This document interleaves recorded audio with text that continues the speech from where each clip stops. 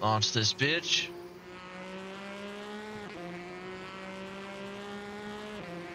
No. No, I'm just trying to get the broadcast stuff set. He wants to do an interview when he's doing the racing and stuff, which I'll send him a thing over to join in at that point.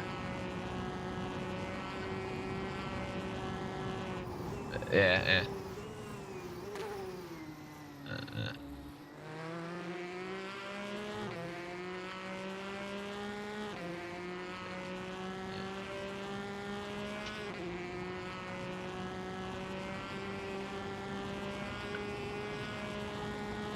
Yeah, that's I was trying to get him all set up. All right.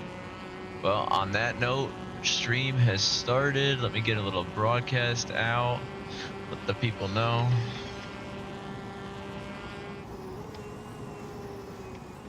Yeah. I mean, that's up to them. They're on the track. They can, you know, send it.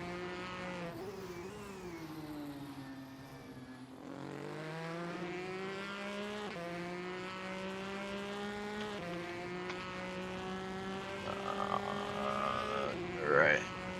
Got that sent out. Broadcast published. Got a race started. I got a couple of things that I need to grab myself. Oh, look at that. There's the volume that we were looking for. Dorn, do you want to pop over to the YouTube channel, make sure the volumes between me and the cars are okay?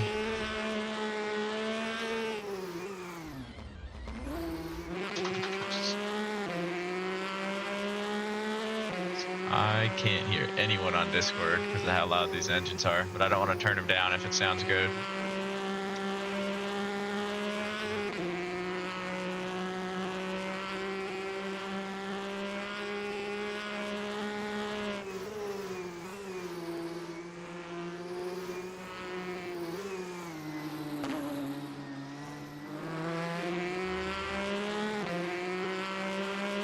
Yeah, sorry, I can test it out right now. Make sure that it's going okay. See if that's any better. Is that any better? Yes, no, maybe. Dorn, I don't know if you can hear me at all over the sounds of the engine on the YouTube.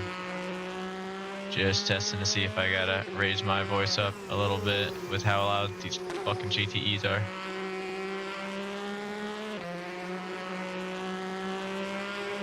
Alright, I might dial them down just a bit, just because if someone hops in, I'm really not going to be able to hear them at all. It's a small little, barely a shift, hopefully.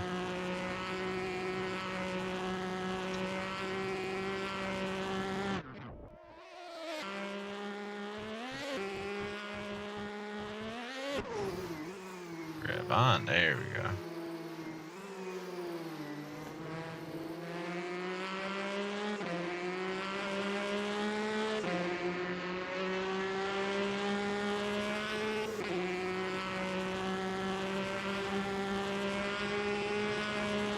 A lot of Fords out on the track right now. This is beautiful. All right, so for those of you guys just joining us, I hear you twice. Why do you hear me twice? Are you in the broadcast booth as well? That's it.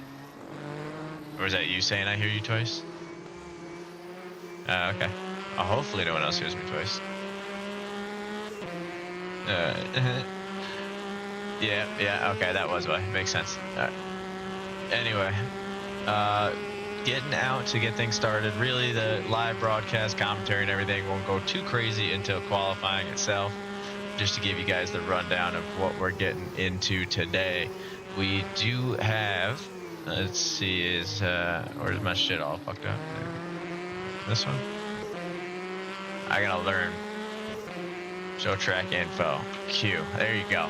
We are at Lemans here today. It's a beautiful day. 27 degrees on the track. I'm sure that's going to change as we get into the race section. We're going to be going through some day and night cycles, and these guys will have a fight ahead of them. Hopefully, one they can stay up to. Take a look at our track right now. We've got plenty of racers out on the grid, giving it the old college try, so to speak, as they get ready for a big year. I guess a big day, but is this? I think this is our first one of the year. I could be wrong. It's hard to keep up with. Ooh, is that? Yeah, it goes flying by. It is the first endurance race of the year. Oh, yeah, there you go. That makes things pretty nice. Are you racing today, Thorn? Ah, nice. You just keep them coming. Oh man, you've been taking it real easy. It'd be like that sometimes.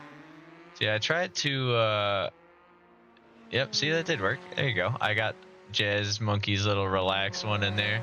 I think some of the ads are gonna look a little scuffy because of my attempts to customize them, quote unquote. But you know, we'll see how it goes. What is that? Did I do anything with that? Nope. Nope. Nope. No, I didn't. Didn't fuck that one up. That's good.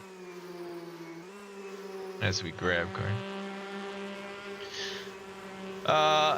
I don't know, because I know we got about 50-something cars signed up for the event today. I know we've had about 9 withdrawals that I've seen, so it's, you know, it's hard to tell exactly where we're going to end up there. That was Respawn, not the flag. I thought it was.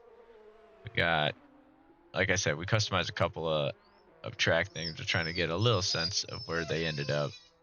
Looks like this Motol one wasn't one. Oh, this one was. Hey, that one worked. That's cool. How about that? You know, it's the little things. Oh yeah, definitely looks like shit up close. But hey, it works. You know, yeah, don't look too hard. We nailed that one. If I remember correctly, we should also have a couple of other ones. Oof, that got cut off. Whatever that one was. I feel like I vaguely remember that. Think down here. Yep, down here. Yeah. Oh, that didn't work out as well, but you know, could have worked out worse. Could have worked out worse. Yep, looks just as bad on the other side. No problem. No problem. I have a feeling I did things that you weren't necessarily supposed to when I was editing these. But to be fair, I only had a few minutes. Oh, this one worked. That's beautiful. That one worked. The Dunlop one, I don't think did. Oh, yep, there it is. Yeah, got some on the insides there. Didn't get it over there, but it's okay. I think if I remember correctly, one of these might be changed. I could be wrong. Try one more time. Yep, I think I was wrong. Track stewards, I think we got. Yep. Marshals. Always good. I think that's as many as I'm going to find currently, considering I don't even remember where some of the ones I did. Yeah, I don't think we addressed anything on the force and stuff. So let's get back to it. Back to the task at hand. We're now with one of the Ferraris. Just trying to get a good look at some of these cars, some of these liveries. Make sure we can see the difference at a glance. Obviously, they're going to be pretty different, noticeable side by side, but just when we're hopping around. I don't have a quick way to see the manufacturer, unfortunately, as they're the same class of cars, so I couldn't separate them in the standings. But it is a little bit of Ford versus Ferrari, so that's going to be the thing.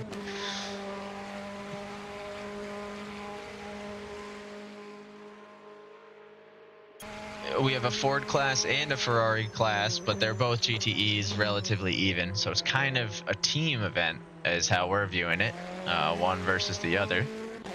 So that should make things a little bit more interesting. I am going to try one more thing to see if I can get these to separate.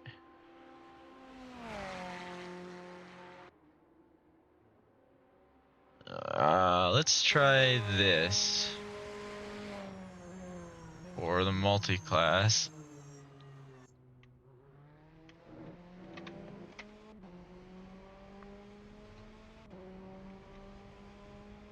Oh, I did figure it out. I figured it out.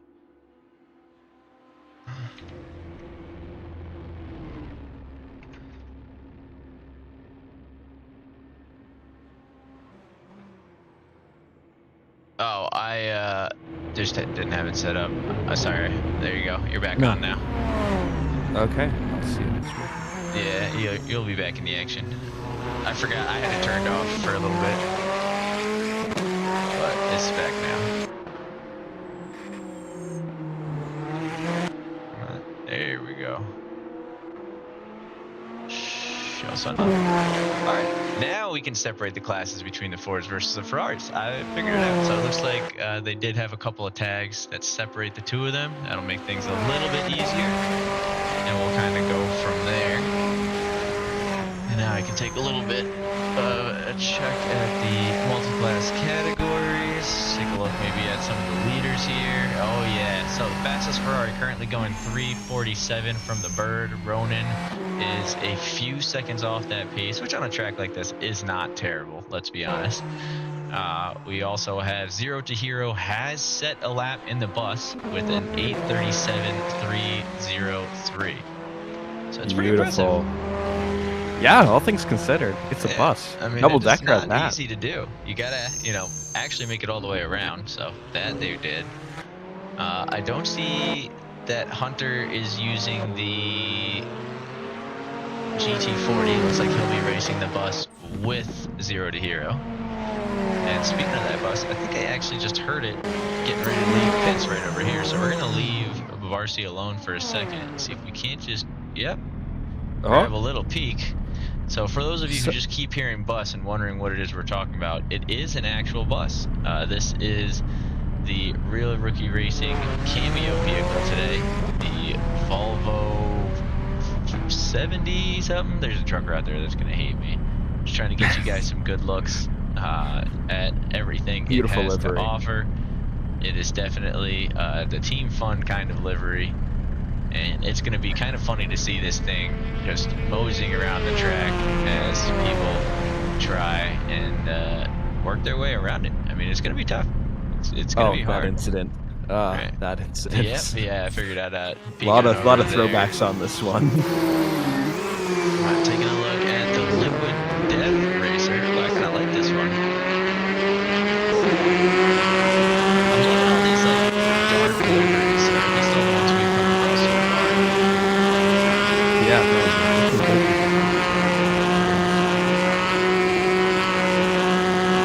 Around the forest, you're gonna have to speak up just a little bit because it is hard. Gotcha. It's just these damn Ford engines are ridiculously loud, and that's not a bad thing. That's what we love here as racers.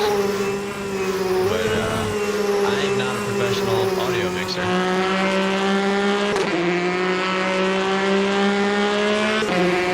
So what do you think's the chance that we get a bus that tips over this race? Can they tip over? Has that been happening? I don't know, but they seem so tall. I hope so.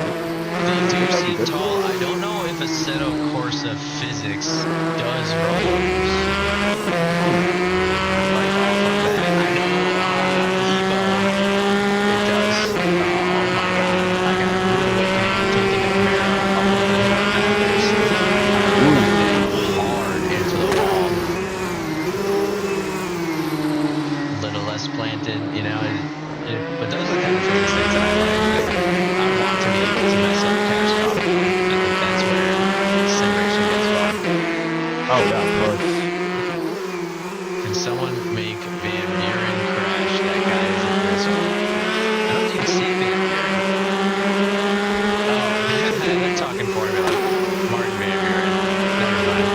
I understand now. Oh, they can't hear us over the cars. Can't hear us over the cars. Alright, isn't this what I have sneaky suspicion that these damn things?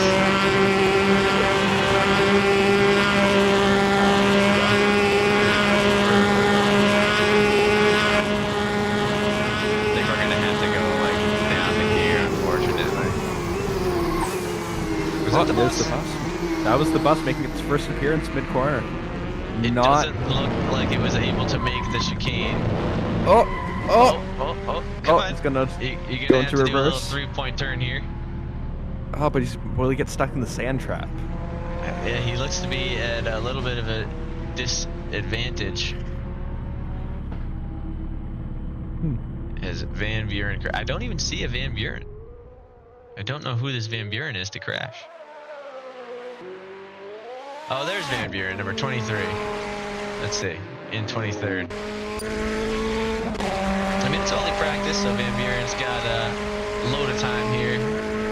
That's a shiny one. Nice chrome. Yeah, I like that. Just looking at some of the names on there. That is phenomenal. All right, for those of you watching, is this better for the whole sound situation we had going on? I know the engines aren't going to be as crazy, but it's got to be better than what it was, hopefully. If not, you know, it's just what they say. Checking in with Josh right now.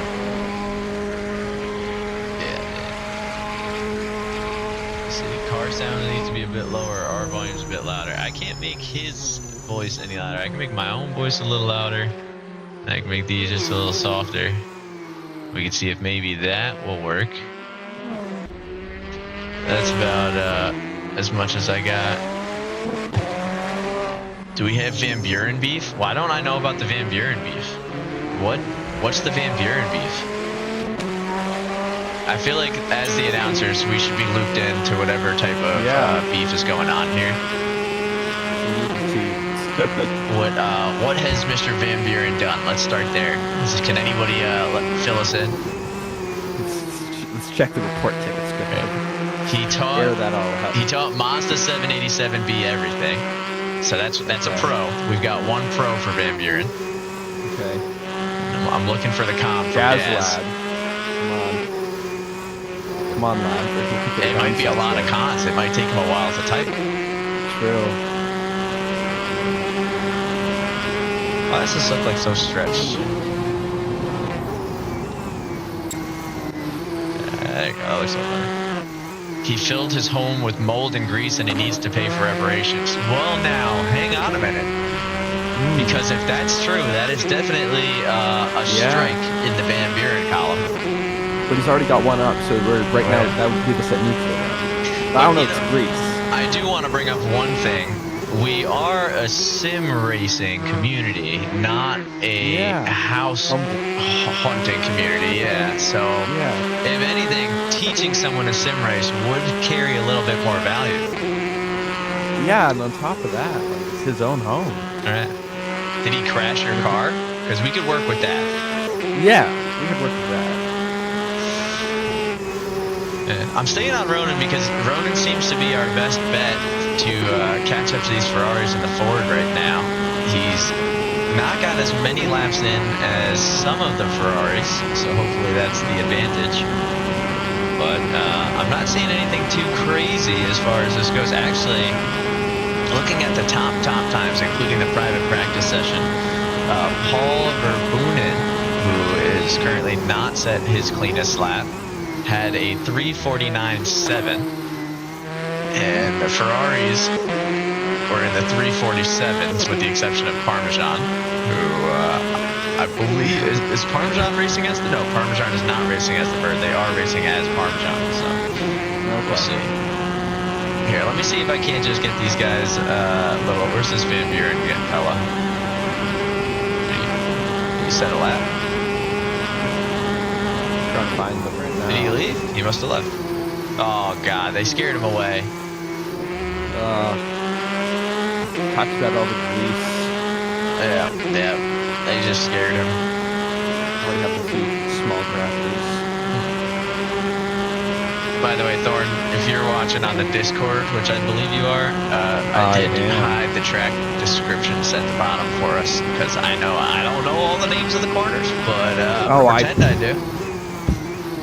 Wow, you're doing better than me. I wasn't even looking there, to be honest. Yeah. You just gotta keep it hidden. Heading into the Mulsanne Straight. Is that the Mulsanne Straight? I thought it was the Mulsanne turn. Yeah. Oh, that's just the Mulsanne turn. Right. I don't know. Maybe it only gives us quarter. That's when the indication shows. We're not certified to broadcast this. I don't think. Oh, is practice over? All right. I'm gonna go set up a thing or two here. I don't have my auto broadcast set up. So we're just gonna stick with Roman for a second, and I will be right back. Goodbye. All right. Alrighty. Well, we found a track. I found a track map, but no names. So that's the next step. Track map names.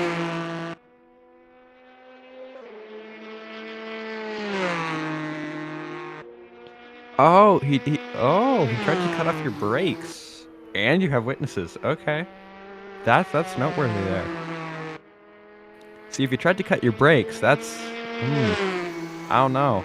The pro of teaching Mazda how to race.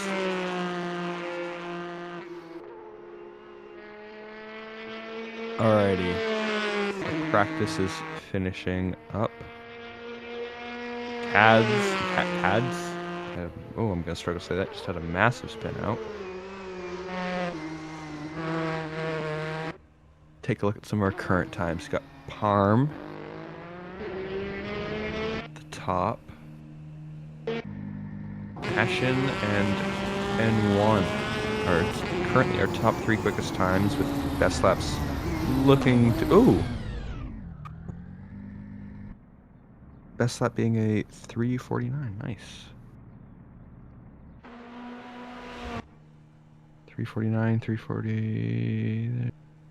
So it looks like our fastest lap so far is from Parm with a 3:45.9. I don't know. I was reading last lap, not best lap, so that's that, I guess. Oh, he's coming back with... Oh, jeez.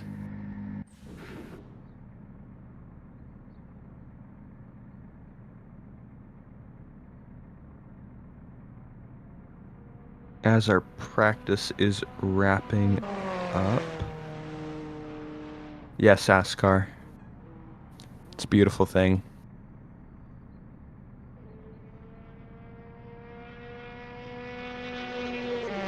Askar, Paranoid, all these lovely brand sponsors that we have. Oh, are people picking up on the broadcast sponsors?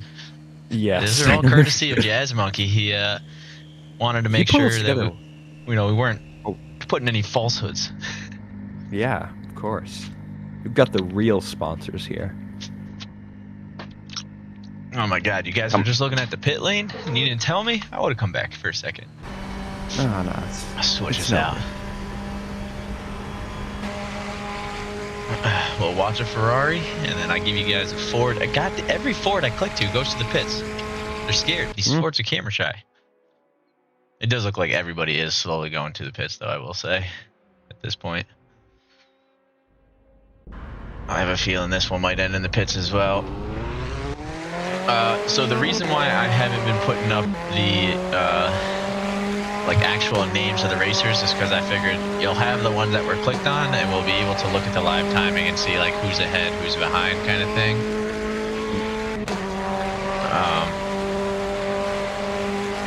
So that'll at least kind of help for the most part. And we can always just toggle them real quick. And that is it. So it looks like we're officially in our overtime period. So it's just a minute and 30 seconds where these guys kind of wait around, settle in, and then check into their qualifying setups, fuel, all that kind of stuff. We can take a second and see some of the liveries that have already joined us on the track, assuming they've assigned it to themselves in the livery editor. I'm not... Ooh, that looks like a custom one. Oh, wow, that's cool. That's got a lot of stuff going on. Oh, the Lich King. Oh, that's dope. It's a WoW one, literally. I don't know. WoW sounds I mean, I don't know if it's considered a throwback one anymore because they ended up doing a re-release, if I remember correctly. But I remember like the old, the original one. Wow, look at this line of cars going back. I'm just gonna watch. Let them all just rip by us here for a second. Wow. Wow, I saw a Marlboro Ferrari. Glad that's on the track. Just taking little peeks here as everybody gets out, tries to get their little sessions in, gets situated on the track. We'll keep our front running car in the sights up at your top left there. You You guys can at least take a peek at that. But man, look at this grid. That is a lot of cars. I'm just looking at the live timings, and we are currently seeing 36 racers on the track, including the buses. But you know what? Good for the buses. Transit. Nope, not including the transit. I discounted myself from that, so we're doing pretty good. Amazing. Man, I want to follow someone, but they just keep coming every time. I'm just waiting for the last car. I was going to latch on, but we already had these guys up front going through the first chicane, and cars are still coming out of the pits. I think, honestly, that's the move. Give them a tiny bit of time to space out so you got some fresh air to work with. So we'll see how it works out for Luby when we come back around. Now, this is the time for us to jump, just considering... Oh, and you're steering one back to the pits. Okay. Oh, no wonder people went back to the pits. There was a big collision early in qualifying. Oh, it's the bus. Oh, the bus. The bus seems to have found itself in a precarious situation here. This is going to be 0 to hero, stuck, unsure of where to go, and I think just trying not to move until the whole grid goes by. The bus, I think just go in reverse until the chicane is, if I'm in the bus, that's what I'm doing. I know right now they're just trying to stay out of the way, but why not just send it? That bus was not Van Buren's. Unless Van Buren spun out the bus. That's possible. I didn't see. Should have looked at the live timing. You know what? We're broadcasters. We can't join into any slander. There's no proof. There was some, I mean, I can scroll through and see who initiated it, but you know what? We're gonna just leave that to the bus's fault.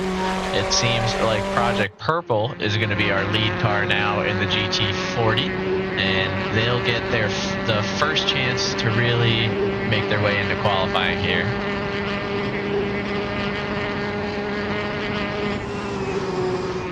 It's crazy that we're having events already. Not entirely uncharacteristic of the group. Oh, yeah. Now, DRS is enabled throughout the entirety of the track. These cars do not have DRS wings, but it's worth knowing that if they did, they could. Well, Max just had a little incident.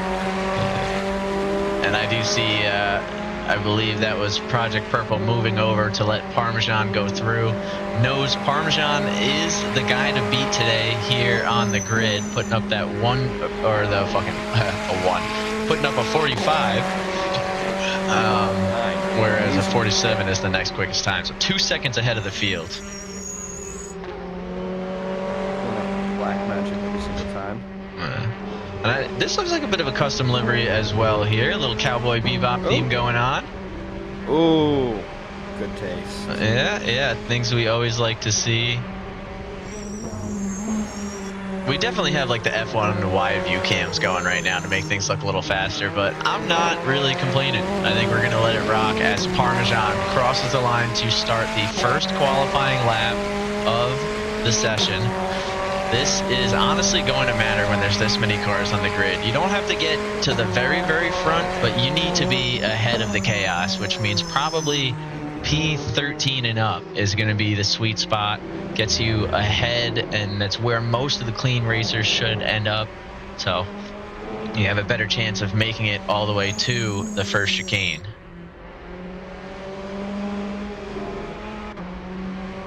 So we're going to latch on with Parmesan here in the Ferrari. We'll keep Project Purple open up on the side there as they are the first Ford to send it across the line. And we'll lock in through the Mulsanne straight. Now, I've done a lot of this in the classic GT40. I haven't gotten to do any practice laps in these GTEs, but as I understand it, you can throw them. And you're going to see in this Ferrari here, he is going to whip it over that corner and really take a tight line through. So they've got the aerodynamic downforce to really keep you in it, or at least as far as I understand. I'm sure someone's going to correct me at some point. Looks like we're not going to have any wind interference today. I'm going to take a look at the event details and see... Yeah, it looks like we're just going to stick with low wind here, and this is going to be the clear weather for the race. So, a merciful God from Potato. Deadly Dancer, Cads, 4 people discarded. Yeah, it does look like they all went running right into a wall somewhere. I see a lot of crash with environment, and again, that could be that bus. Ooh. It is hard to get around the bus. As we see, Kaz is still stuck in a precarious situation. So are a lot of runners on these back parts, I believe all throughout Sector 3. We'll circle back to that. Do want to jump around, but we're watching Parmesan now getting a move through purple sector 1, probably going to be a purple sector 2, and this is going to be the pace to beat for the rest of the grid. I have a strong feeling as we see some contact between Grandmaster and Humba Bumba further back. I'm proud you could say that. I was about to try, wasn't going to happen. Sometimes you just got to go for it and hope it works out, which that one it did. Max with a little incident. Oh boy. Now, to any of our racers watching the broadcast, or to any of their crew teams, we'll say crew chiefs watching the broadcast, please keep in mind if there are any incidents that occur, open up a ticket. Let's keep things as friendly as possible in chat and in the race. You are welcome to use clips from the broadcast to justify stuff. We are going to try and remain unbiased during any incidents we come across, but you know, if it's your fault, we're going to say it's your fault, so keep that in mind.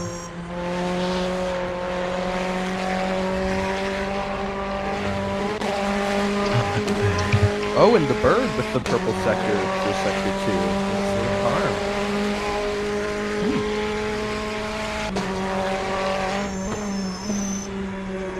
Sorry, I am back as we get into the Ford chickens, and that Ferrari is making quick work of it as Parmesan looking to be the man on top with a 346. So only about a second off of his personal best, but still ahead of every other car we've seen leading into this event.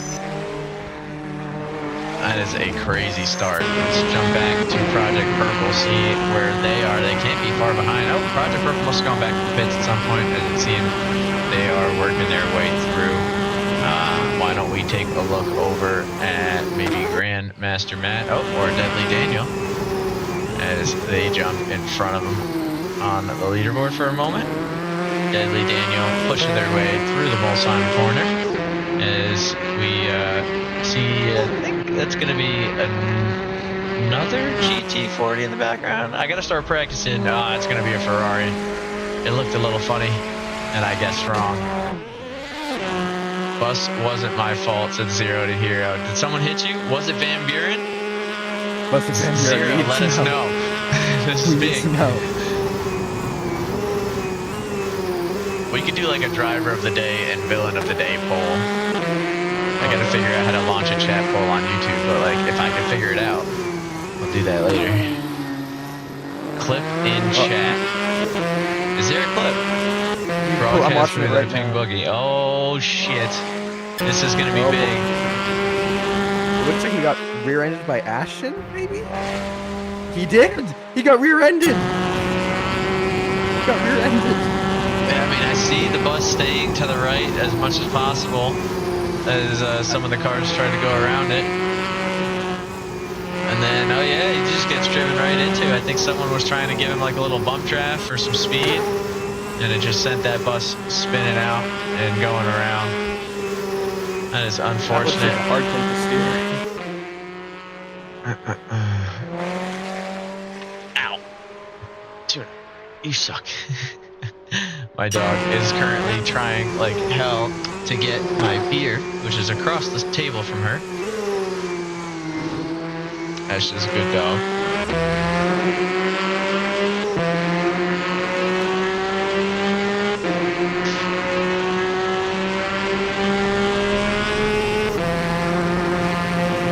So, second qualifying, we got Bird with a 47.1, and then N1 with a 48.3. Yeah, I mean, we've got a decent spread already. Yeah. We've got everything right. Granted, a lot of people haven't done a lot of we've got a lot of qualifying laps to be done, but Right now, we've got everything from a 408 to a 346. Yeah, and wow, look at this shot of all the cars whipping down the track here. It is Beautiful. just a tremendous grid. Oop, as Luby goes back to pits, but I think we're going to get some great shots like that, especially in the early stages of the race when everybody's coming down this first straightaway together. You saw how many cars left pits and how long that line was. And if these guys want to do some clean racing, they're going to need to get into a line. So I think we'll actually be seeing a decent amount of those kinds of battles and shots.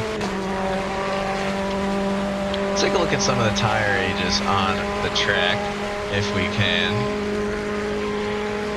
Oh, because we can only do that during the race. We can at the very least see what type of tires everybody's on. I assumed it would be softs, and it is. I'm taking a look at how many laps. These guys really haven't gone out and done too many clean ones. Got time to go. And that really shows the pace. Oh, as N1 in the Ferrari ends up taking away P1 from Parmesan. Now, worth noting, Parmesan did not have a clean first sector on the current lap, so they're going to have to come all the way around again. There's still over 17 minutes remaining in qualifying, so it'll be okay to try that out. By 4/10. Very impressive. That it is. I'm trying to see if I can get Zero's thing open. It unfortunately is not letting me work. I wanted to try and get it as something we could show on the broadcast, but we just aren't really set up for replays at the moment. I do apologize, but after the race, I do have another way we can do it, so maybe we will show you anything that was submitted during. Actually, Thorne, you want to do that? A little montage after the race if everybody wants to submit clips throughout it for us to look back on. Yeah, so 0 to Hero sent us the first one in Discord. Send it to us however you like, and we'll do a little replay montage of key moments, good or bad. Actually, I've been... I'm going to have to go. I was really only going to... I was just planning on saying hi, but I figured I'll stick around at least to the end of qualifying. That's okay. But... I'll still do it. Quit the channel or something for them. Yeah, no worries, man. Look, I'll take whatever company I can get, and then I'll make sure the people are nice and tired of my voice by the end of this thing. So how long are they going to have to listen to us? Because I know we've got qualifying that's only got a bit left, but how long's the race? 6. I don't know any of this. That's all right. It's a 2-hour race, so these guys have a lot of time and opportunity. There is going to be a night cycle built into it. I think there's going to be about 2 pit stops that they'll need to do. So there's a lot of strategizing that's going to play into this. It's not just going to be the guy up front wins it, most likely. And we'll go from there, as Ronan has shaved a second off of his practice time here in qualifying, and we're hoping he'll shave a couple more because he seems to be the only chance the Fords have at the moment. The next Ford being Grandmaster Matt with a 52.2, just barely beating Deadly Daniel, who had the 52.898. How much do you think this is? We've just got faster racers in the Ferraris, or is there an actual balancing difference between the 2 cars? I'm sure there's a difference between the 2 cars. However, looking at some of the names on the Ferrari lineup, I have seen them with some incredible performances in some of our regular season events, the GT3s and MX5s. The 4 drivers are all incredibly consistent, but typically have a difficult time in qualifying. That being said, I would watch out for Grandmaster Matt, Deadly Daniel, and Project Purple, because that consistency is going to be deadly in a 2-hour event like this. Ronan Carvello, I don't even need to mention. He's already up there giving these guys some stress, but we also don't know what their fuel capabilities are and tire temperatures are going to be like, so there could be some other advantages hidden in the Ford's pocket that we just don't know about.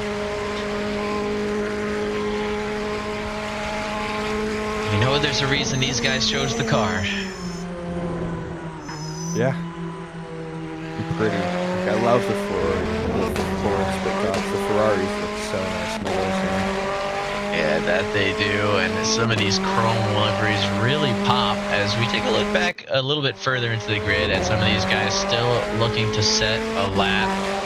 Currently on board with Hassan, also in the Ferrari, the number 75. It's like we've got the Iron Lynx livery. And man, another one that I promise you, once we hit sunset, that thing is going to pop and it will look phenomenal. Actually, did I see that some of these guys were doing some neon livery tricks? I know they were looking into it. I heard rumors about it. I think that's going to be a cut for Hassan.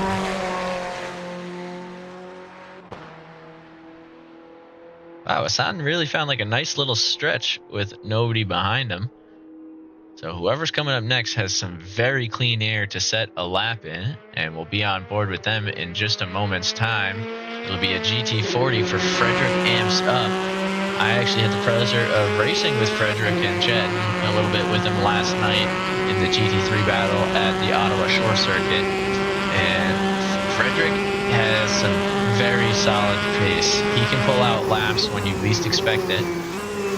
During the practice sessions yesterday, he was a second or two off of pace, and then when it mattered, right, qualifying, he put up a pace lap that was within a couple tenths of the lead. So expect to see something here when he strings together the clean one. It's going to be a battle of focus and mentality for him today.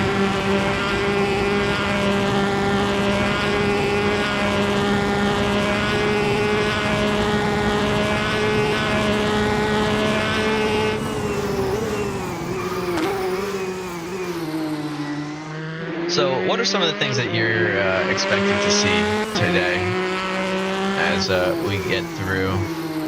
I'm expecting at least a decent fight between N1 and Parmesans. Right now, their times are not that far off at all, but Parm did have that killer lap during practice. I got my dog as well. I'm looking down the line on live times. I think Philip and Potato are going to be going on it, with Kager right in there with him. She fell under the fucking sim racing rig. I had to pick her back up. Oh no. She's very determined to get across me. She wants the beer. She's a little alcoholic. You're just going to make me drink it faster so that you can't have it. And then we're both going to be sad. Anywho. Van Buren is currently on a clean lap by the looks of things. I'm hoping it's stage one and we can see a nice time go up, figure out where they're going to stay in the start-finish line. Currently P18. Just based on vibes, and it's going to be a 3:58. Is that a clean lap? I'm going to check the live timings right now. It was. So 3:58.6 does put Van Buren in with an 8P18. So we get a little side-by-side action between the GT 40s and the lone Ferrari of Van Buren. Gaz, that was not Van Buren's fault. We had oncoming cars at pace. Just going to get ahead of that one right now. Oh, and right off the track, he's the same. Yeah, I believe that was Max Yang we saw, just swinging down. Cagermon Racing HQ and their custom livery. Sponsored by Mickey D's Watch Your Mirrors. I love it. He's got Spotify. A little Alonso on there. This is pretty good. Ooh, I like that. A nice little bumper. Speaking with, they got Valtteri Bottas on there. This is a nice little livery that Cager's put together. And honestly, currently in the top 10, so doing a good job at standing by their word and proving it. So that's pretty good. Interesting that he's choosing to represent the FIA, considering all the incidents. Yeah. I think past endurance events. I think this is their way of saying that they're a different racer. They're here for a clean, long event, and that was about you know, that's all the message really is about. As we'll let Cager go, try and string together a little bit of a quicker one. Who do we got behind him? Barcy still looking to string one in. As we're going to try and focus in on the underdogs here in qualifying. We know during the race itself, we'll probably end up focusing on wherever the battles are closest. We'll see how Barcy's lap goes.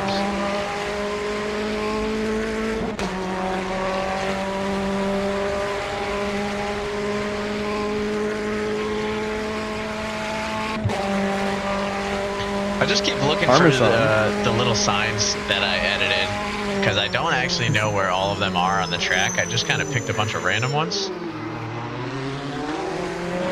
Parmesan with our new fastest lap, 46.0. Let's take a look there. Yeah, 46.066, so only by 0.04 of a second does he rip P1 away from N1. The Bird within a second, Phillip and Potato roughly 2. I mean, this is going to be entertaining. The top 10 are within 5 seconds on a track this size. Yeah. And Paul Verboen did manage to find some pace. Oh, in there, GT40, as slapping another one of the higher speed GT3 racers is looking to set a lap in the GT40 here. You know, with 7 minutes and 40 seconds left, I'd be willing to bet Slappin's going to put up a decent time. This is not going to be their lap. You can already see a yellow sector 1, a little bit of contact there here to start off sector 2. And, you know, or sorry, to end sector 2. They're already a second off of their pace, but I'd be willing to bet that their next lap is going to be a heater. Once the stretch of the final, or the dwindling amount of time bends in, we'll see what happens.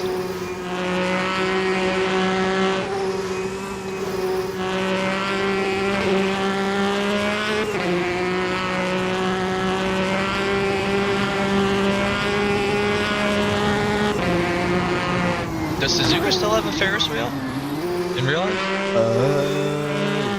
No clue about who. Well, because it'd be funny. For a reason there. Can we see lap times? Those are posted up on the top left there. Those are everybody's top laps so far.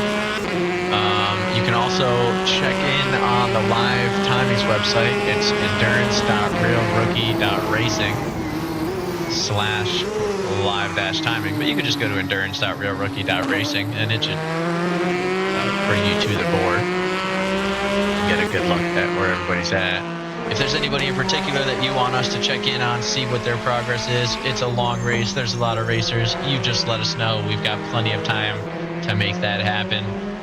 We're looking for things to focus on, and speaking of things to focus on, I've been looking for you. Who are you? Benche Topa racing in the Marlboro Ferrari. I knew I saw one on the track, I just didn't know who it belonged to, but that is an excellent choice. Currently with a 3:47, so 11 seconds off their co-teammates' pace. But, God. Got a soft spot for this liveries, don't you? It still looks good. It's just, you could put it on almost any Ferrari, and it just looks good. You could put it on almost any car, and it just looks good. Now, this line right here, I would have followed the door a little bit more. You know what I mean? No, I think he just overshot his turn, which happens. It did do a little bit. But, like, you know what I mean? Like, if it had just followed, like, right... How do I do this? I think it's this. I don't think I can draw. Oh, God. I think I broke it. There's a way that I should be able to draw on the screen. Let me see. We're going to get that back for the actual race itself. How do I do that? Keybind, other. Change it to you. Cancel, not to you. We'll change it to you. Not to you. God damn it. We'll change it to you. Not to you. God fucking damn it. Oh, we've got Ayash with the request to speak. Sure, yeah, let's see what Ayash has to say while I try and figure this out. There we go, Jay. If I can remember how to move him up. Oh, yeah. Jesus. Uh-oh, I've completely forgotten how to move Ayash. As we There jump we in go. with 0 to hero. Ayash, how you doing, buddy? Hello, you beautiful souls. It's good to see you, man. Are you excited for the battle today? I'm really curious to see where these buses end up. As it looks like 0 to hero currently has a yeah, he's got a little bit of a safety guide. A little bit of a buddy going behind him. Ooh. One wheel on the ground. Ash, are you racing today? I no longer have a sim rig. Yeah. All week long, I've been grieving the called loss an of it. ex-sim racer. Got me retired. Unfortunate. Well, you're welcome to join me in the broadcast. I know Thorne will be departing soon, but it'd be great to have your take on some things. Oh, that Ferrari livery looks fun. What do you got here? Mickey Wiki. Oh, it's a Super Mario livery. That is excellent. A little bit of real rookie racing. What is this? If in doubt, flat out. Oh, that's beautiful. Mickey Wiki got the name on it. This is phenomenal. No, there was some livery issues. We don't have all of the custom liveries. Off the season. Well, it's a set of course, so there's always a bit of issues. All over the place, aren't we? Yeah. I'm super excited to see the Raxo versus Parmesan. That's super close. Is Paraxo N1? That is the Raxo, yeah. Yeah, okay. I didn't know what they were racing that under. makes sense. Okay. I couldn't tell if it was that or the bird. So who's the bird then? I'm not sure who the bird is. I believe the bird is. I think I saw someone in Discord called the bird. Oh, okay. So someone may have actually just joined. I will say it is going to be incredible because Theraxo has really transformed as a driver. Oh yeah, see, something happened here.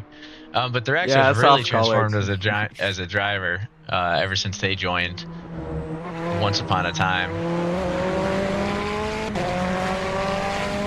Oh yeah, absolutely flying now, aren't they?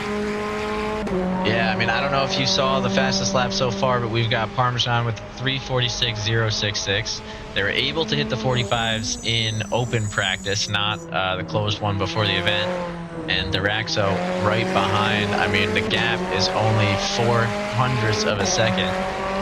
And it looks like the Raxo is going to put one final lap in. So we are absolutely going to stay on board and see what they can come up with. At the same time, we'll put Paul Verbunen at the left-hand side of your screen, as they are the Ford GT40 to beat currently. And they are just trying to get their final lap started as well. You can take a look at the track. You still see plenty of cars out and about trying to fight their way. And the sound of that rear engine 488 making its way down the Mulsanne straight towards the first chicane. Let's see where they can put up a first sector time. I have a feeling this is going to be a phenomenal one. Oh, a little wiggle there and goes wide, and that's going to be it. That's That's it. unfortunate. The broadcaster's curse. Someone, I think it was one of you two, was saying that they were going to be doing this lap, and that's probably what cursed it. That was you. I think one of you two definitely just cursed their lap.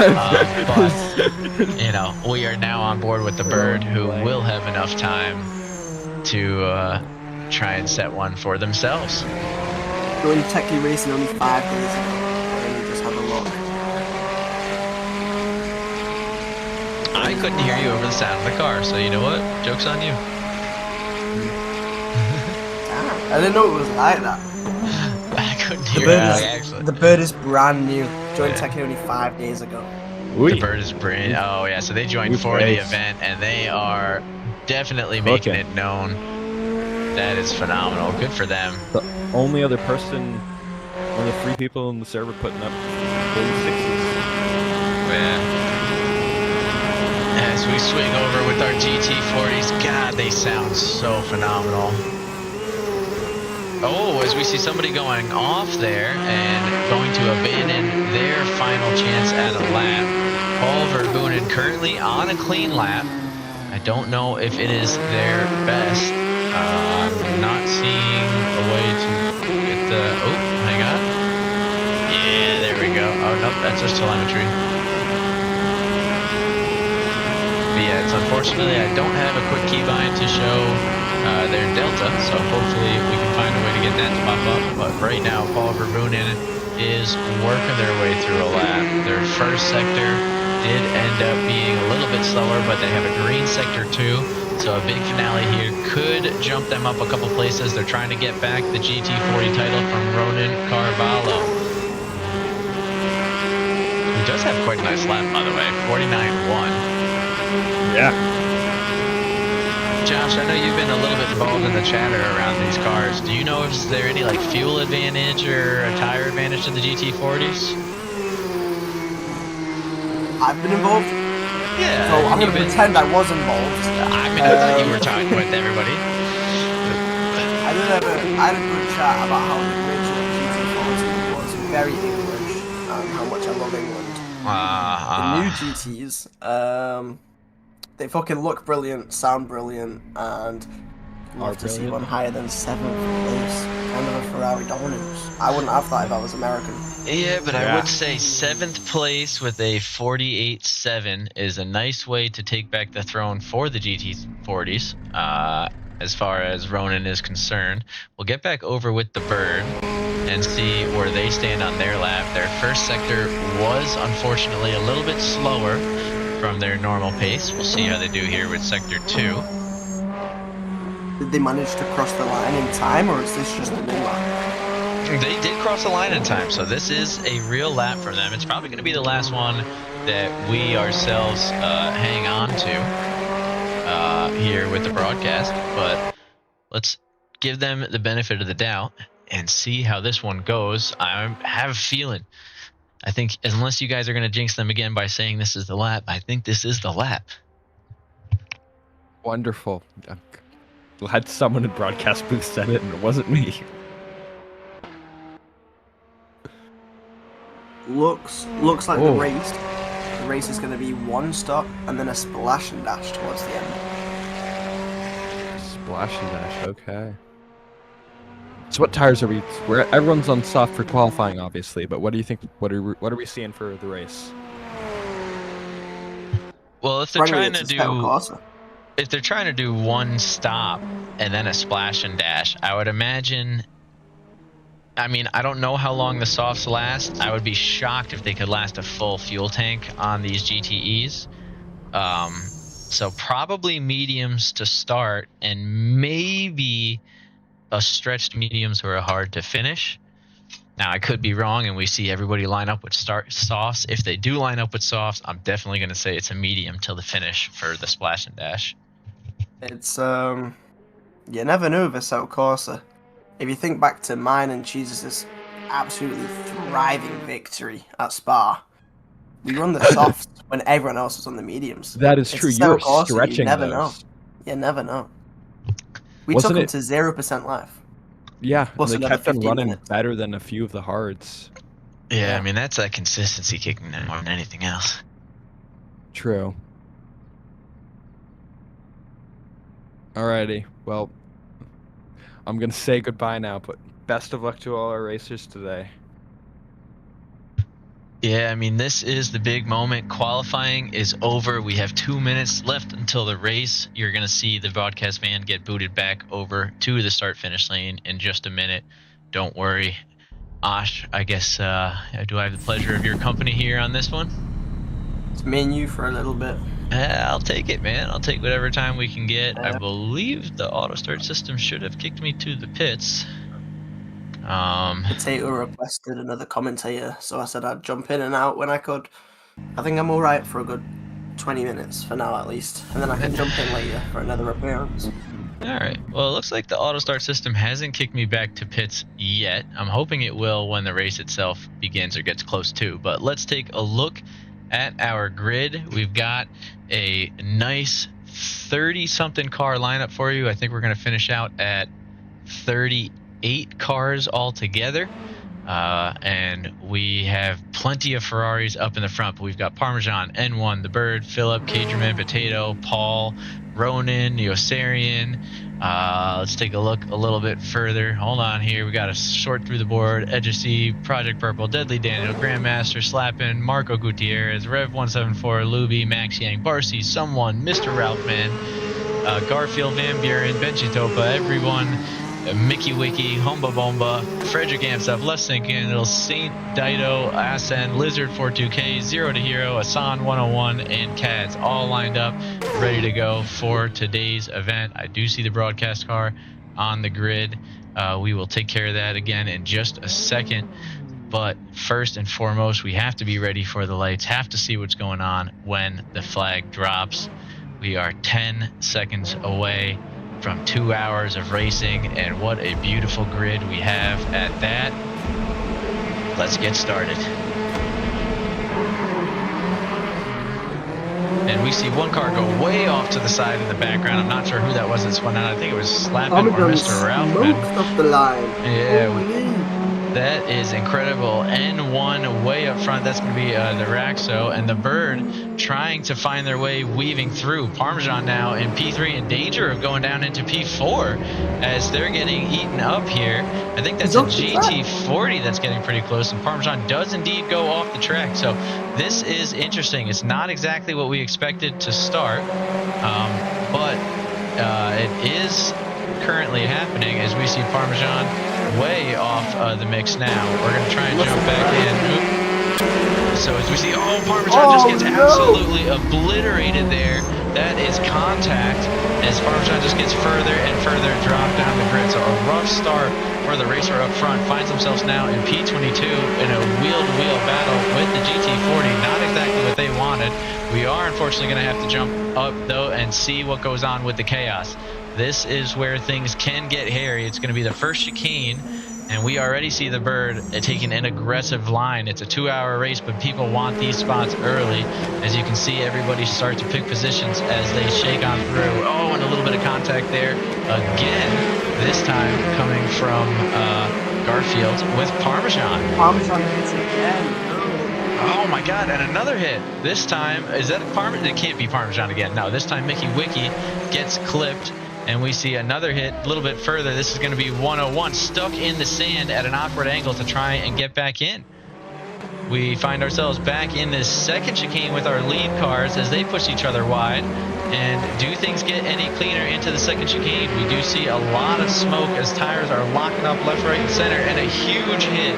This time is that cannot be Parmesan again. Get caught up in this big phenomenon. Oh my God, I think it is. Yeah, it is Parmesan. So every time he makes a little bit of headway, he gets nailed. And thankfully, this is a 2-hour race because with the pace that he's got, he still isn't out of the hunt. But this is not a great first lap across the board. It does give the GT40 of Paul Verhoeven a great start and launch into P5 just by avoiding some of the chaos. Parmesan got great at bot lane. That's phenomenal. I do wish I had thought of that one in the moment. So we're going to try and keep an eye on Parmesan here. Working their way up from P31 on the left-hand side of your screen. But in the meantime, we stay with the action. We've got gaps all around the board. We'll see who it is that takes on some of the closer fights as we work our way through our nage after the carnage. As we see a car spun out in the background. Oh, and they're going 3 wide into this one for a second, and thankfully changed their mind to drop it into 2, which is a little bit more bearable. As we've got half the grid coming through. Oh, and a fierce move there from, I believe, Yosarian. As we see the contact register on the live timing. And the grid just keeps on coming. There goes Parmesan, so worked his way up to 27th so far. Now trying to get things a little bit cleaner, a little bit smoother. And we'll join on with the very back of the pack, Mickey Wiki in P36 for just a moment. Well, that's an electric way to start a 10-hour race. Or a 2-hour race. 10-hour would be something else. I don't think I can broadcast that one.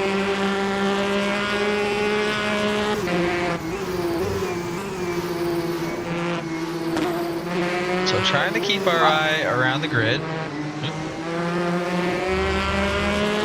My timing function laps yet. We'll see how far away Yeah, I mean, he's going to be coming back from a long haul, which, speaking of, the bird thinks about sending it from about 3 car lengths away, but realizes taking that inside line on the exit might give him the speed he needs to make a move here through the S's. Which indeed it does, backing Bandit up into Marco Gutierrez. That's going to give the bird a little bit of space here to try and work towards Potato and N1. Damage is on, but it is dropped down a little bit. As, do we see Parmesan out? Nope. Parmesan disconnected. I see. And it seems Cagerman also having some big damage issues, might be dropping out of the race as well. So that is 2 of the top 10 racers out of the race in the first 6 minutes.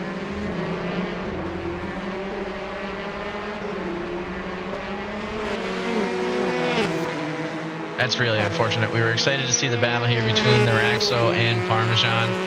We unfortunately won't be able to just because of some lap 1 carnage, but that is the reality of endurance racing. There's always going to be a couple incidents, and you just have to do your best to avoid them. We're going to look a little bit further down the grid as someone breathing down the back of Asan. See if some of these mid-pack battles get things a little bit closer, a little bit more interesting, which I believe I see a couple of cars getting close to some moves further ahead. We'll check out everyone trying to work their way in through the top 20, back up to the top 10.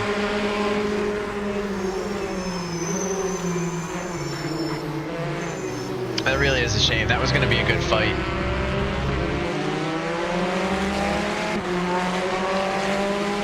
Potato up into second, Wild starting the race at 9th. Were they at 9th to start? Wow, yeah, that is absolutely incredible. Right behind Yeah, I did. What was it? Yeah. May as well join you guys in the commentary. Give an extra helping hand. Is that Parmesan there?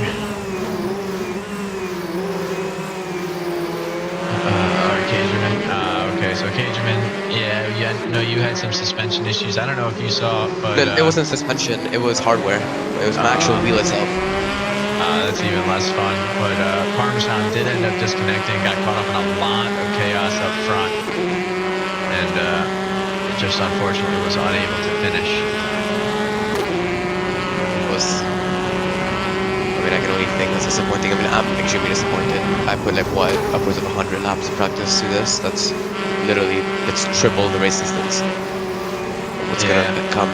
So I even left my teammates be in a 10 hour of Qatar racing LME for this.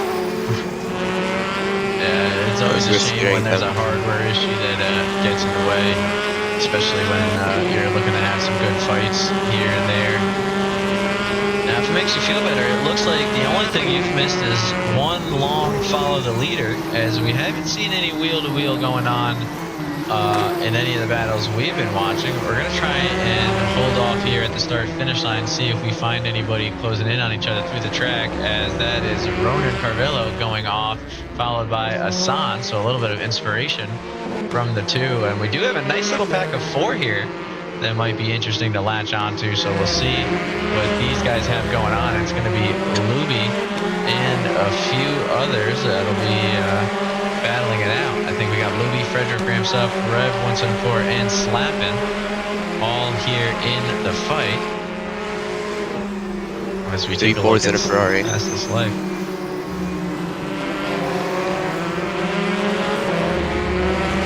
Interesting to see who has clean first laps and who does not. Following all of that carnage, as we can see, lap times not set by everybody on the grid at this point in the event. Oh, are we getting to bus time? We are getting. It is already the bus time. Oh, okay. Well, let's take a look and see where is the bus? I see it all the way back here. So let's jump on with the bus and see how it plays out into traffic. We see everybody splitting the bus. Interesting move, for sure. As they seem to try and use it for a little bit of a tow. But what happens when we get to the chicane? As 0 to Hero is very slowly approaching it. And we've got, looks like 3 or 4 cars coming in that are definitely going to have to figure out how to navigate this bus on the way out. Actually, what am I saying? Zero's a pro. That worked out pretty nicely. Approaching the bus is very scary. I'm just gonna say that right now. You just never know. You're not quite sure what's the closing speed between the GTEs and the bus. It's just if he's in the middle of the track, well, probably not. But especially in qualifying, I had one moment with the bus where it was heading towards the second Mulsanne chicane, Michelin chicane, and I started flashing my lights like crazy just to get him to move out of the way because I was on a fast lap. That put me at was 5th, I don't remember. But yeah, it's really scary, especially when you're doing something important, like if you're battling or if you're on a fast quality lap. It's just you wanted to get out of the way as soon as possible. Right, like look at this. It is causing absolute mayhem back here in the battle for P27. Now someone getting passed by I believe 101. Oh, hang on here. Someone getting passed by Homba Bomba. One of our favorite names to say, as the birds actually closed in on Potato throughout all of that, watching the bus chaos. The bus is probably super flipping, yes. Sorry. Yeah, N1 seems to have pulled away at nearly 7.5 seconds, nearly 8 seconds on P53. It's been, what, 11 minutes in. Yeah, I mean, it's definitely nearing the point where only a strategy call is going to be the big difference between what's going on here. As the bird gets cleanly by Potato. I thought Potato was going to put up a little bit more of a fight, maybe a dive into the final chicane, but I don't think so. There was a 2-second delta difference between them in quality. Between Potato and the bird. Yeah. Yeah, I mean, that's definitely going to make it hard to make your way through here. You can stick with him for the most part, yeah, that's the truth. He's still in it. We're going to check in with everybody's favorite racer, Van Buren. As he seems to be isolated, just doing his own thing, not being menacing to anybody involved.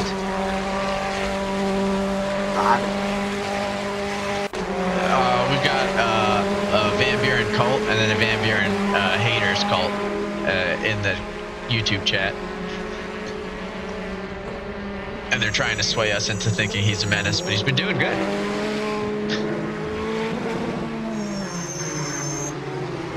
As Benche Topa, in my favorite livery of the day, comes ripping through, holding on to P20. I mean, a top 20 finish isn't going to be too bad, but you've got a lot of pressure breathing behind you for only 13 minutes in. Oh, we got another Buren lover here in the chat. It's over. Kerchow. As that GT40 is moving in. Oh, who do we see off the track going for a little bit of a spin here? That's going to be everyone trying to get moving. And it did lead to the spin of, I want to say, Phillip in front. As we got a little side-by-side battle going further up the way. We'll try and jump on as Max Yang manages to get by Phillip and start pushing. So Max Yang currently sitting just outside the top 20. An hour and 46 minutes to go. I have a sneaking suspicion. 0 to Hero is currently talking in the YouTube chat as Max Yang battling for his life and hopefully not coming up on the bus. He's also texting and driving, but Max in the lead is also texting in Discord. I think he's doing it on his phone just by the fact that he can see the capital letter H. And also, if I remember correctly, Phillip was in the top 6, right, during qualifying. Phillip was in second during the first lap. Yeah, Philip was one of the ones caught in the carnage here. We don't know. I mean, it's possible that they have some sort of an issue going on inside the cockpit. We can certainly take a look at the situation here with the drone. But no, it does seem to be holding pretty straight on the straightaway, so no suspension issue. Possibly just trying to work their way back one lap at a time. It's tough. I mean, this grid is close enough together to where you can work your way back throughout 2 hours, but it's not going to be quick, and you have to just keep your head on straight and keep hammering away. It could take 5 laps or so to get to where you want to be next. I'll jump over to see Project Purple, the final GT40 inside the top 10. Oh, as Paul Verbunen gets past Marco Gutierrez, who finds himself spun in Indianapolis. That pink 85 Ferrari now has a little bit of pressure going on as they want to hang on to the top 10 and the fierce battle coming up behind them. Barcy, who struggled to get a qualifying lap in, finds himself in P12 and breathing down the neck of Rev 174, a nearly A-class driver in the Real Rookie Race League. That's pretty good for someone who's put the amateur tag on their livery. Oh, as the Raxo puts up a 350.2. I mean, they got to be relatively close to full fuel still, right? I mean, that is insane. Oh, and the Bird goes 349 flat. That is a man on a mission. The Bird had some contacts in the sector 2 there as well. Could have been even quicker. Oh, that's incredible. Yeah, and since a purple sector 1 where the Raxo set a purple sector 3, but that 2-second difference in sector 1 was enough to hold on. I think, well, Parmesan and the Raxo Parmesan should have been doing something like, what was it? 48, like 3-minute 48 to the lap with their race pace, and the Raxo said he'd be doing like 49s, 48s as well. And we see Hassan here looking to make a move on the GT40. Ronan, the only GT40 in the top 5, is trying desperately to hang on. See a little bit of weaving to maybe break the toe. It's going to be one full stop for tires and then a splash and dash at the end. Or I'm assuming some of these racers might be trying to conserve and turn it into a one-stop. We see the words "they're coming" from our loyal bus driver. As we try and check in with there, we do see the first driver has already passed. P2 going by. As we'll jump on with 0 and take a look at the grid, there's actually a side-by-side happening that's going to have to squeeze through. And thankfully they do relatively cleanly, as I think we got our first lap driver on the track. That's a pretty big gap that we have going on there, as Hassan and Ronan Carvello still battling it out this time, working their way into Bandit. This is going to be a 3-man battle for P4. Only 20 minutes in. It's kind of important to come out on top. They're flashing the bus to let them know that something is coming. That bus doesn't have much of a chance. Oh, that was close. Really wanted to do that line there. I probably would have tried to take the outside of the bus in that scenario, but that pedal to the metal logic is why Hassan is in the hunt for P4 here, and I am not. As we see a spin up ahead, and is that a lap driver? The name is actually going to be Frederick Amps Up, so they all have a chance to smoothly get by. Hassan getting a little bit of a tow to try and get back to speed as the battle for P4 rages on.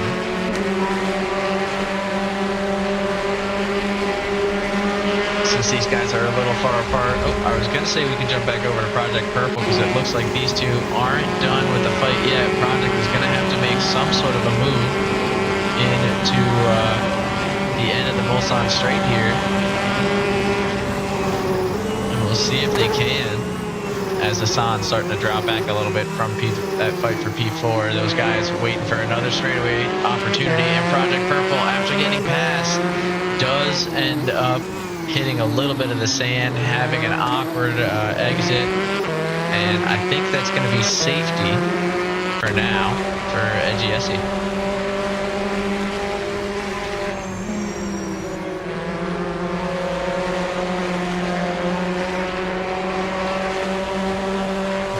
some fights going on.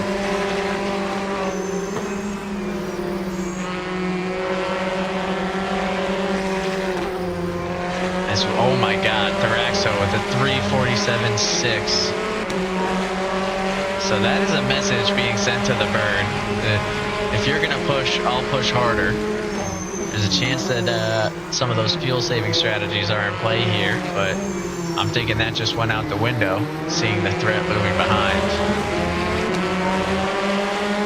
It's one thing with fuel saving. The strategy with all the cars is it's guaranteed to stop. You're gonna have to fill.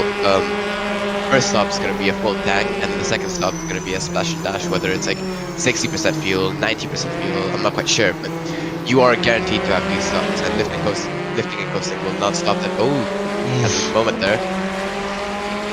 Sorry, before I get to that, yeah. So it's the main strategy is to go full push the entire time.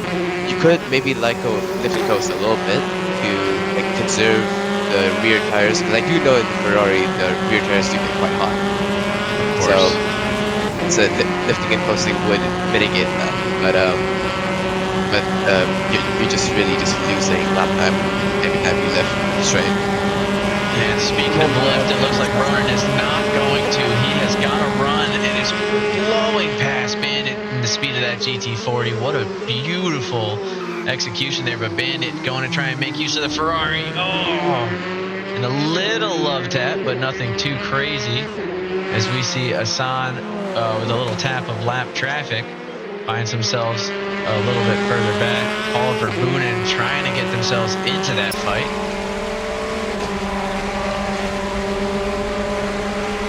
Another quick fact, another quick fact, the Fords are actually much faster in a straight line than the Ferraris, by like 5 or maybe 10 kph. So you shouldn't really be surprised if you see a Ford just sailing past the Ferraris like we saw with Griffin. Yeah, I mean, that plus a little bit of toe, it's just incredible. It makes it look like it's almost stopped, as we hear box coming from the radio of the bus. So that's going to be interesting. The bus is going to have to take a pit stop here, and it'll be curious to see where the bus comes out into traffic. Because a lot of racers are going to be feeling good about how they just worked their way through past it, and all of a sudden now they're going to see it again. In the meantime, though, we'll get ourselves back to a fight on the board. I do see Deadly Daniel has been toying with P16, and quite a battle that we turned into, actually. Just slightly further ahead, Daniel ready to pick up the pieces. Van Buren sitting in P28 for those keeping tabs. A solid performance so far, nice and consistent.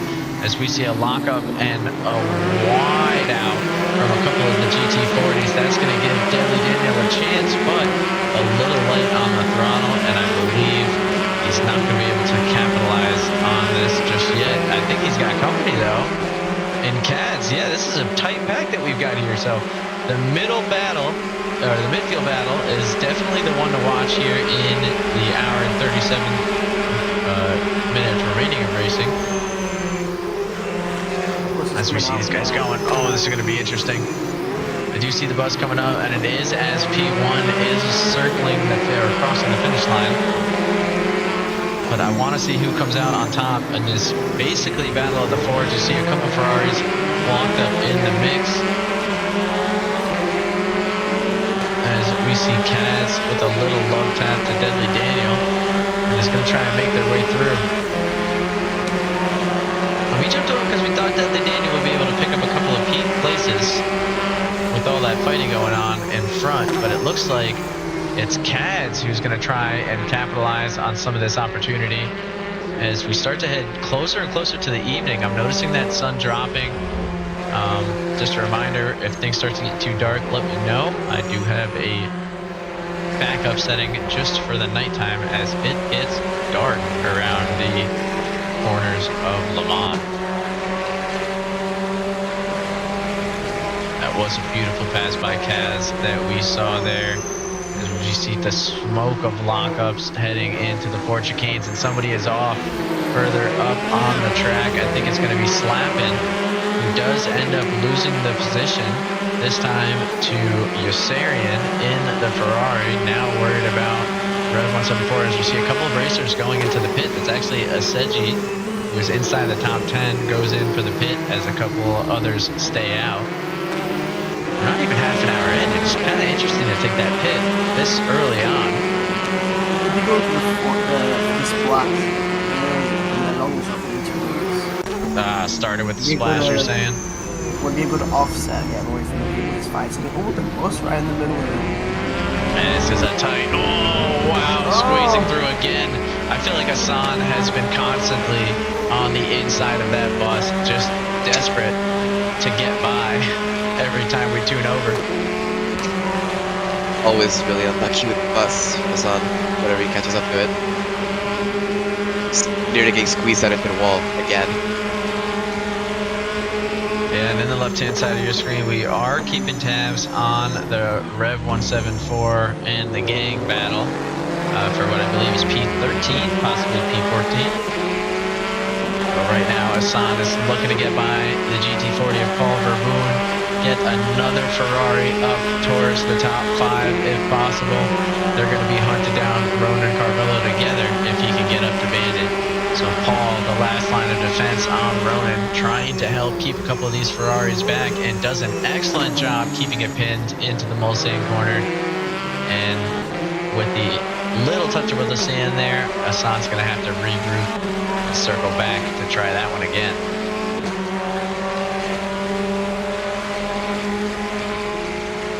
Looking around, hang on a second. Max Yang entering a side-by-side battle with the Ferrari. As you guys mentioned, that GT40 speed comes heavily into play. And we'll see if the Ferrari is able to make something happen through the chicane. Oh, that's late from the Ferrari. Did he make the corner? No, he didn't. I think he went wide. Right into the gravel. Slowed down.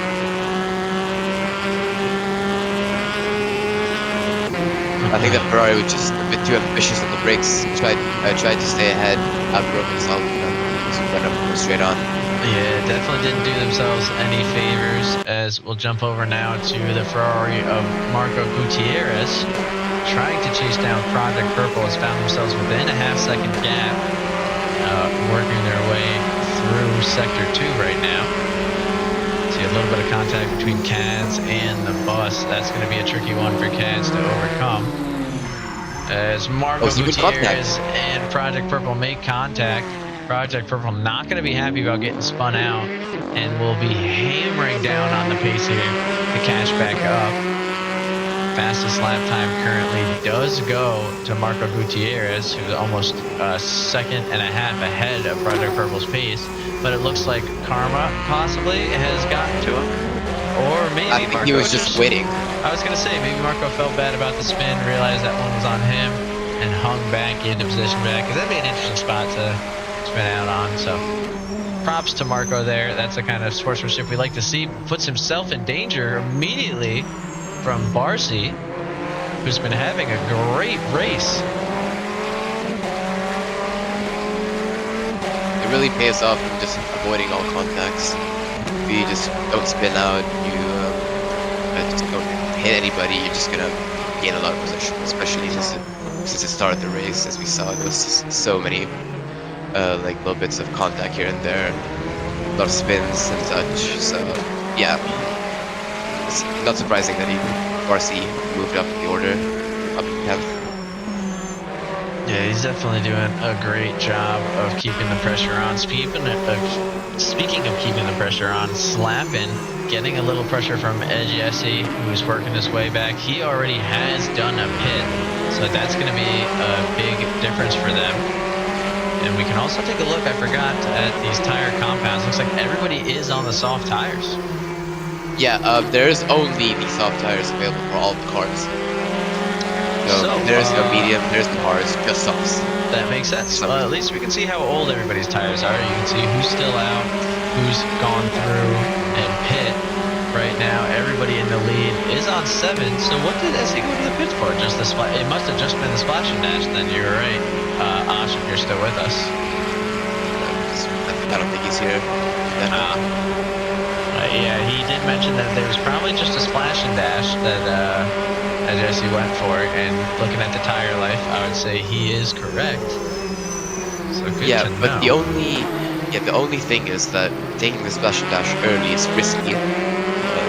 Not only because it's better to take it at the end, mostly because you can actually see how much fuel you need to change the amount of fuel you require by the scenario. And unlike doing it at the beginning, like that person just did, then we had to predict how much fuel it could have, and that's very risky. You get it right, it puts you offset, and you're not really going to be in traffic most of the time. Could work, could not work, but the main call is full tank and then the splash and dash. And speaking of work, NGSC with a beautiful dive through the second chicane of the Mulsanne Straight, and now hammering through on the throttle, doing a great job of keeping slapping at bay, now in P17. And again, one of their 2 pit stops done. Oh, but not done is taking the position, slapping. Gonna go for a late break in that GT40. NGSC's gotta make a decision as to how they want to respond, and that's going to be to focus on the speed out. But again, that GT40 is so quick in a straight line, it's going to be tough for Edgy to stay in front or even get by.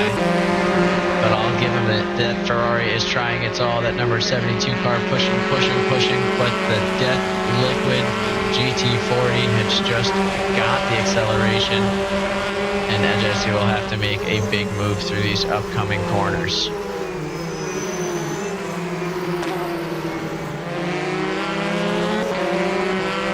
See the sun starting to set over the French countryside, the track lights coming on, so we'll have a little bit of help in some corners, not all, as SGSC has to find another way through. You see N1 has a little bit of contact with the bus, not a lot of contact, so the Raxo still powering through, and let's just give you a sense of that lead over P2. I mean, that is basically unchallenged at that point, barring a issue in the pits, which we've definitely seen time and time again here in Real Rookie Racing. But right now, the battle for P17 is the closest one that we have, so we'll see how it all plays out. I just want to say, the headlights on the Ferrari are really, really bright. Just look at them. Yeah, and I mean, that's going to be an advantage. Once we get into the pitch black airs on that straight, they're going to have much more time to plan for those chicanes than these GT40s are. Oh, it's slapping, hits the sand, and I think that's going to be it. I think that's going to be what Jesse has been looking for this whole time. Starting actually right up behind, is it Grandmaster? People can catch it. What'd you say? I'm sorry. It's starting right behind 2 Fords up ahead, Grandmaster and another one. I don't know what these cars are. Grandmaster and Loopy. Oh, it's a Ferrari. Yeah. I apologize. 2 Ferraris. Or no, it's lap traffic. It does look like it might be some lap traffic, although are both cars there? I think both cars might be lap traffic. No, Grandmaster is there in front of him. So those guys he's starting a good gap. Yeah, he's starting Grandmaster for high position. Starting going side by side with lap cars. That shiny rear wing, it'll put me off. That I think is going to be the neon settings that we were talking about earlier. Fredericks has now kicked in, so you can see the Powered by Ford badge glistening down the straightaway. Oh, and I don't think he sees the bus. Oh my God! That was close. I wasn't sure if he saw it, but it looks like he might have right at that last minute there. Just a little bit nerve-wracking.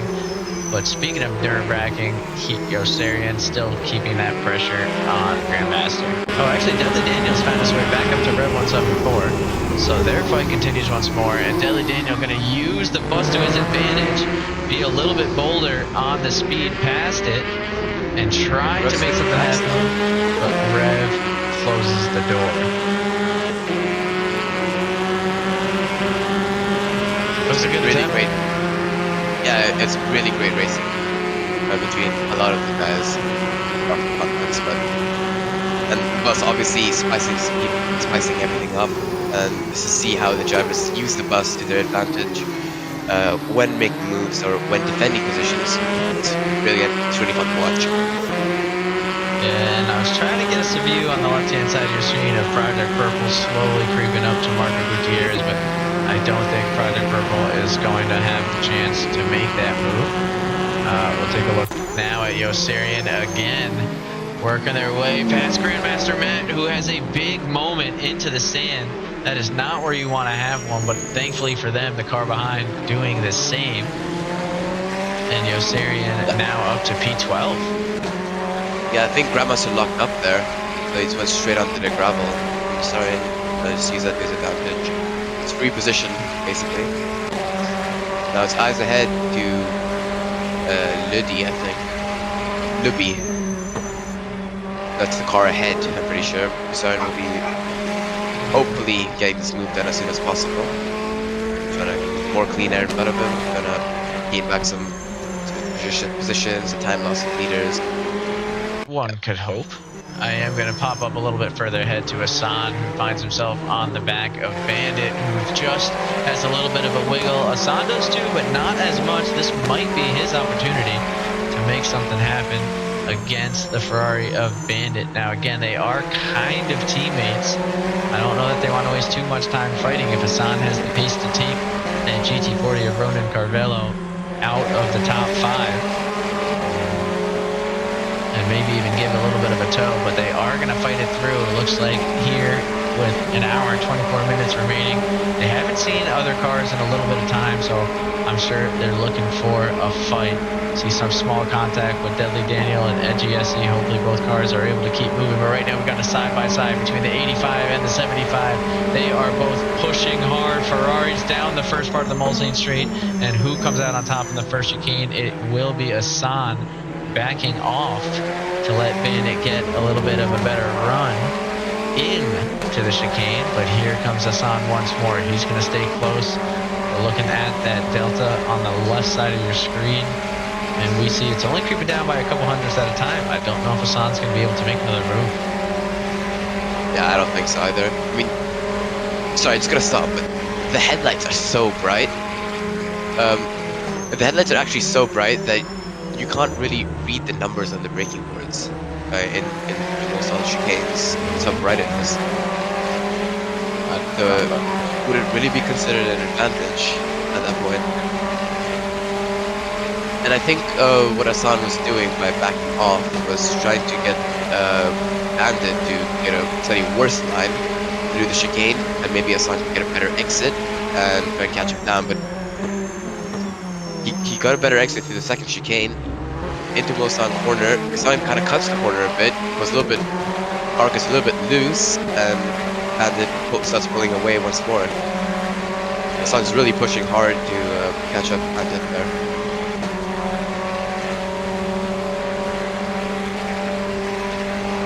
Yeah, I mean, I think this is going to be the best we can get for night stretch. It's going to get a little bit bright here and there as we reach some of the lit up sections of the track, but I'd rather accommodate for where we don't have light, so we apologize as the camera angle swaps back and forth a little bit. But this will allow you to watch those battles as we reach some of the unlit sections of the track. Oh my god, it's like a flashbang when we hit some every corners. Single time. Yeah, we might every single time you go to the lit ups. I might look for like one of my other ones. Let's see, hang on.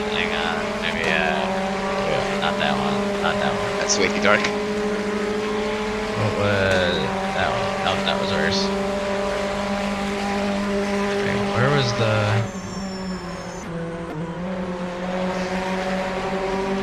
You could just use the normal thing and then maybe up the That's what exposure. I was gonna do the brightness, probably, or do the exposure. Brightness, exposure. I don't know the difference of those. It was brightness. The brightness, the exposure worked. We'll see. I thought they were the same Someone can direct us if this doesn't work, but for right now I feel like we can see the cars at least enough for the battle ahead. It's not diving into the pits. Oh, and this is going to be interesting. This is going to be, I think, an early pit. I don't know that we've seen anybody else in the top 10 go for that pit. Oh, and look at that entrance. That is taking their full advantage. Average pit time so far is an 18.94, so that's going to be because of the Splash and dasher. Yeah, the splash and dasher. So this is going to be our first real test. We'll see where Hassan comes out. We'll keep an eye on their camera, but first, let's find a little bit of a battle to jump to. Well, it's everyone and it's three-way battle. Is that a lap board or they're battling? I'm not quite sure, but yeah. it's three-way. Oh, there's a Ferrari spun off in the background there, and the Ford's gone white too into carnage. Yeah, and there was actually a little bit of contact there between Mickey Wiki and left sync handle. And it looks like left sync handle was debating, waiting a second to try and give them a moment to get back on track. Unfortunately, that didn't end up being to their advantage, but that's okay. Let's jump on with Grandmaster Matt, or actually back to Hassan, as they're going to come out of the pits here in P13 with honestly some open space behind them.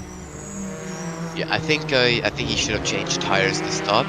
That is the better strategy. Is double sitting the tires. Your tires are practically dead, but by the end of the first stint, you're gonna be starting everywhere, and double sitting them would be a death wish, basically. Yeah, I mean, right now it does look like he did not change tires according to our tracker. Looks like it might have just been a full fuel stop, but I guess we will find out. Once he completes the lap, it usually accounts for things a little bit better, as we see a few racers heading into the pits this lap. So this might be the lap. This next one, I think, that everybody comes through. Ooh, and Sloopy goes flying by Phillip.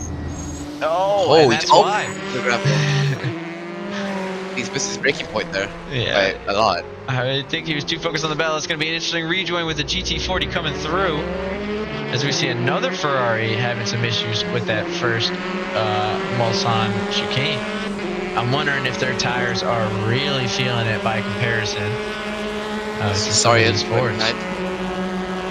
Yeah, I think the Ferrari is more harsher on its rear tires. At least with me, my rear left kept consistently was reaching upwards of 90, 100 Celsius in the day, like 95, 97 in the night.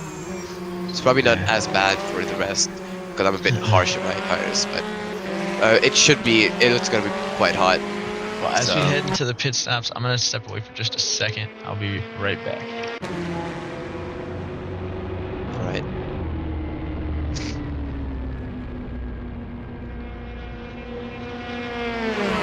I think it's Frederick amps up with the lit up rear wing and the bus right there. Luby, not really being started by the bus. He goes for the dive bomb, kind of. Oh, he makes contact with Yosari, and they both spin out into Mulsanne corner. Luby seems to have gotten gone better off with the contact, but Yosarian went into the gravel. It's gonna be a tough tough time to climb back up. And Luby being attacked by, I think that's Marcy behind, if I'm mistaken, or.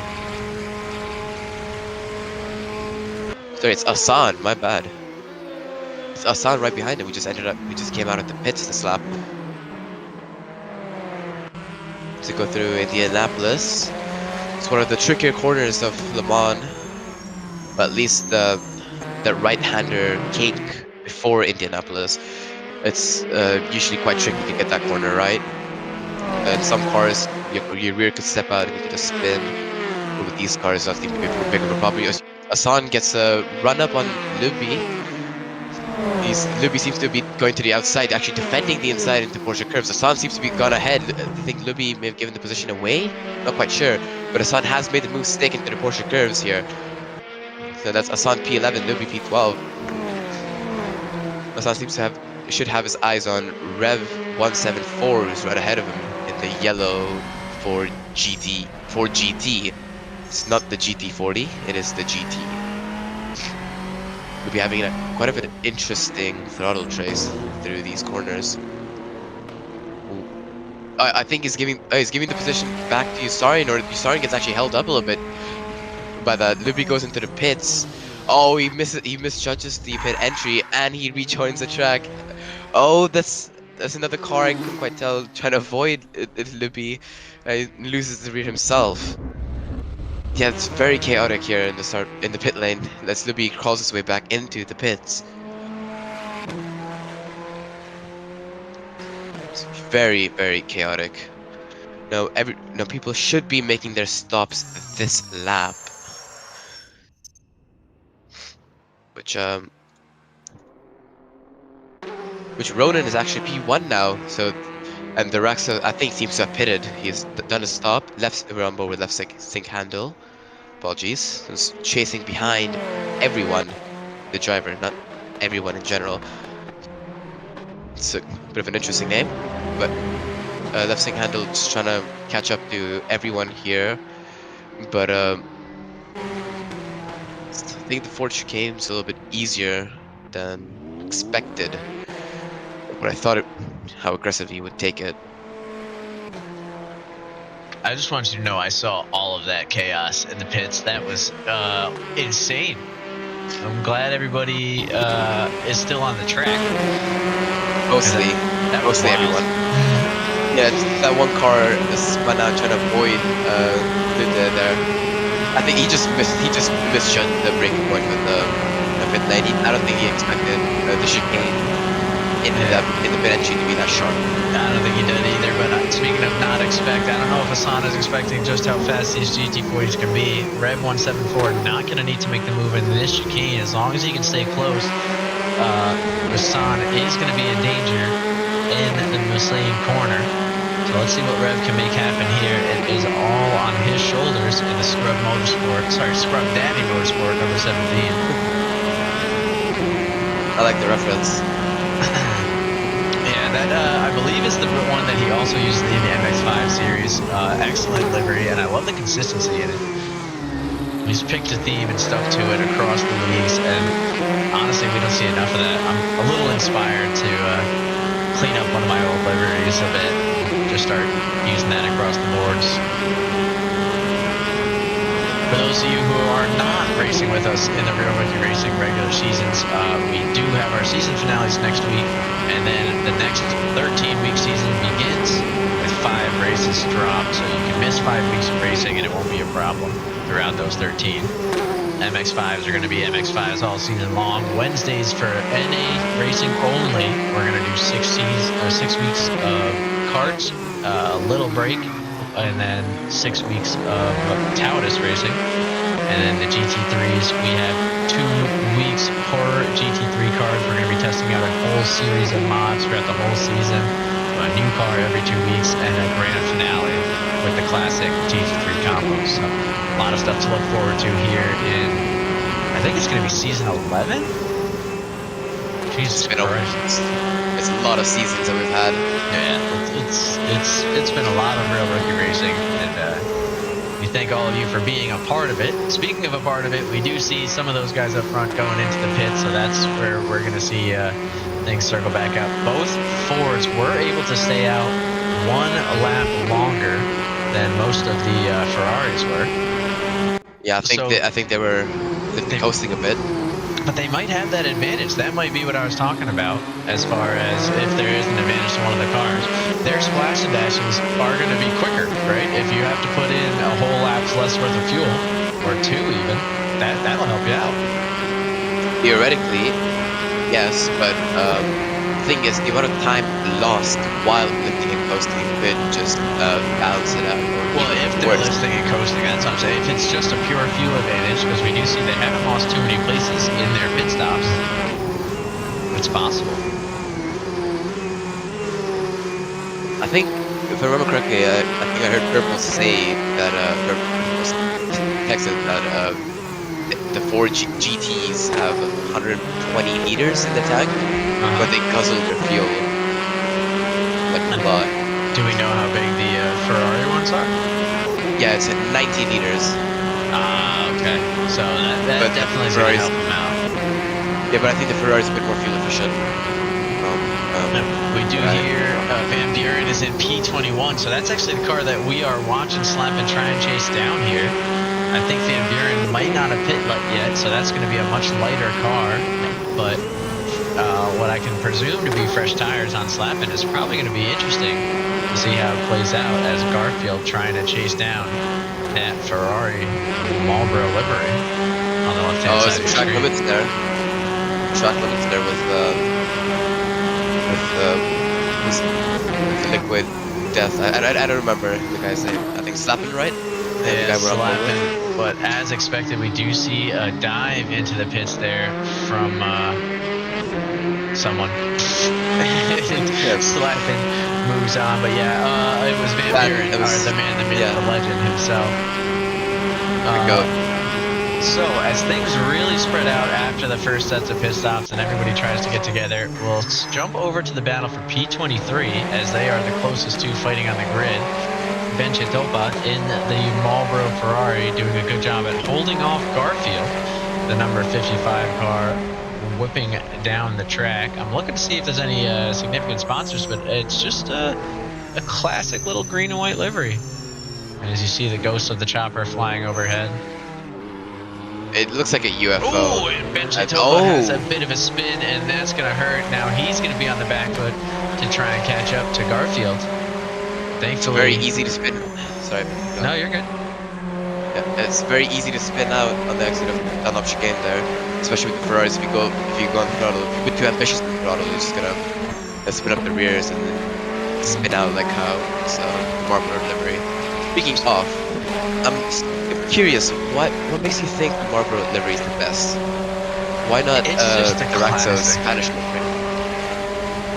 It's just I'm a huge fan of the Marlboro livery as a whole. Now, if we're talking about actual livery execution, yes, this goes hands down. It's very clean, it's very organized, it lines up very well onto the pillars and everything. This is definitely one of the best crafted ones. But just as far as theme, I always love a Marlboro livery. It's just a good Marlboro livery. It's a classic. Can't go wrong with classics. If it ain't broke, don't fix it. Yeah, now I did say, and let's get back over to Ben Chetopa, that, you know, if you're looking at it a little closely, let's try and get into it, that line should have been right there, like, actually, well, not there. It should have gone back with the door. You see what I'm saying? Oh, okay. Yeah, he's moving a lot, but you get what I'm saying. When he's going through chicane, as to be expected.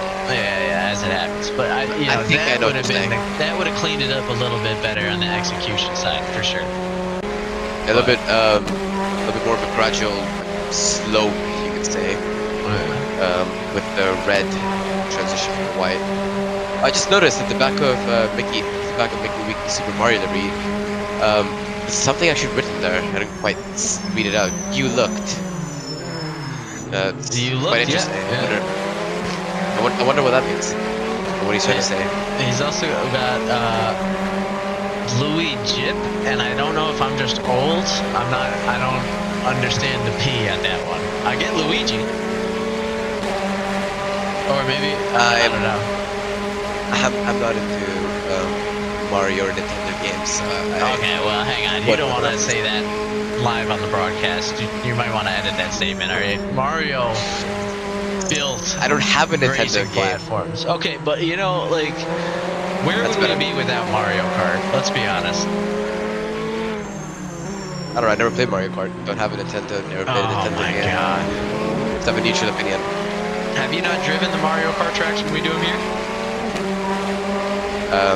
You guys do Mario Kart tracks? Yeah. Oh well, I didn't know that. We do it in the Abarth 500 usually, because the go-karts unfortunately can't make it over one of the ramps. Oh, but it's in the NA time slot, isn't it? No, we do it for wild cards, like for both of them when we do it. Ooh, oh, wow, RC beautiful pass. Both actually going off track there. I think RC getting himself track limits, followed by Marco just going slow on exit. Seemed to have rode that exit curve a little bit too much and nearly lost the rear there. That's what happened to me at the start of the race, but yeah. Gaz, it's worth mentioning there is a Rainbow Road track, but it unfortunately doesn't work with the online server. Although I haven't tried it since we had CSP stuff installed. But man, this battle for P11 is going on strong. Barcy and Marco, neither one willing to give up the position. As Barcy getting as close as he can, taking up every inch of that draft, wants to go ahead in the side-by-side as we head to the second chicane here. and it's going to be who is later on the brakes. Right now, Barcy has a little bit of an advantage and continues to try and hold it with a deep brake and a deep lockup. Now going to have to stay tight and give Marco a little bit of advantage on the exit out. Does Barcy loop back in for that draft again? He does. And he knows he has the pace. He doesn't want to get too close and risk a little bit of nose to bumper contact as he tries to pull in to the Mulsanne corner. We are almost halfway through the race, and these two are fighting like it is the last lap. Is that going to be good? Oh, almost a little bit of contact. More contact. That's what we were looking for. And it looks like Barcy's going to just continue to move on. And is not going to wait for Marco, who we did see have a little bit of that sportsmanship earlier, allowing, was it Project Purple, I believe, to catch up to them. Yeah, so I think that will be partially frowned upon. It was quite the adventurous move. Really, just pushing to pass, quite literally.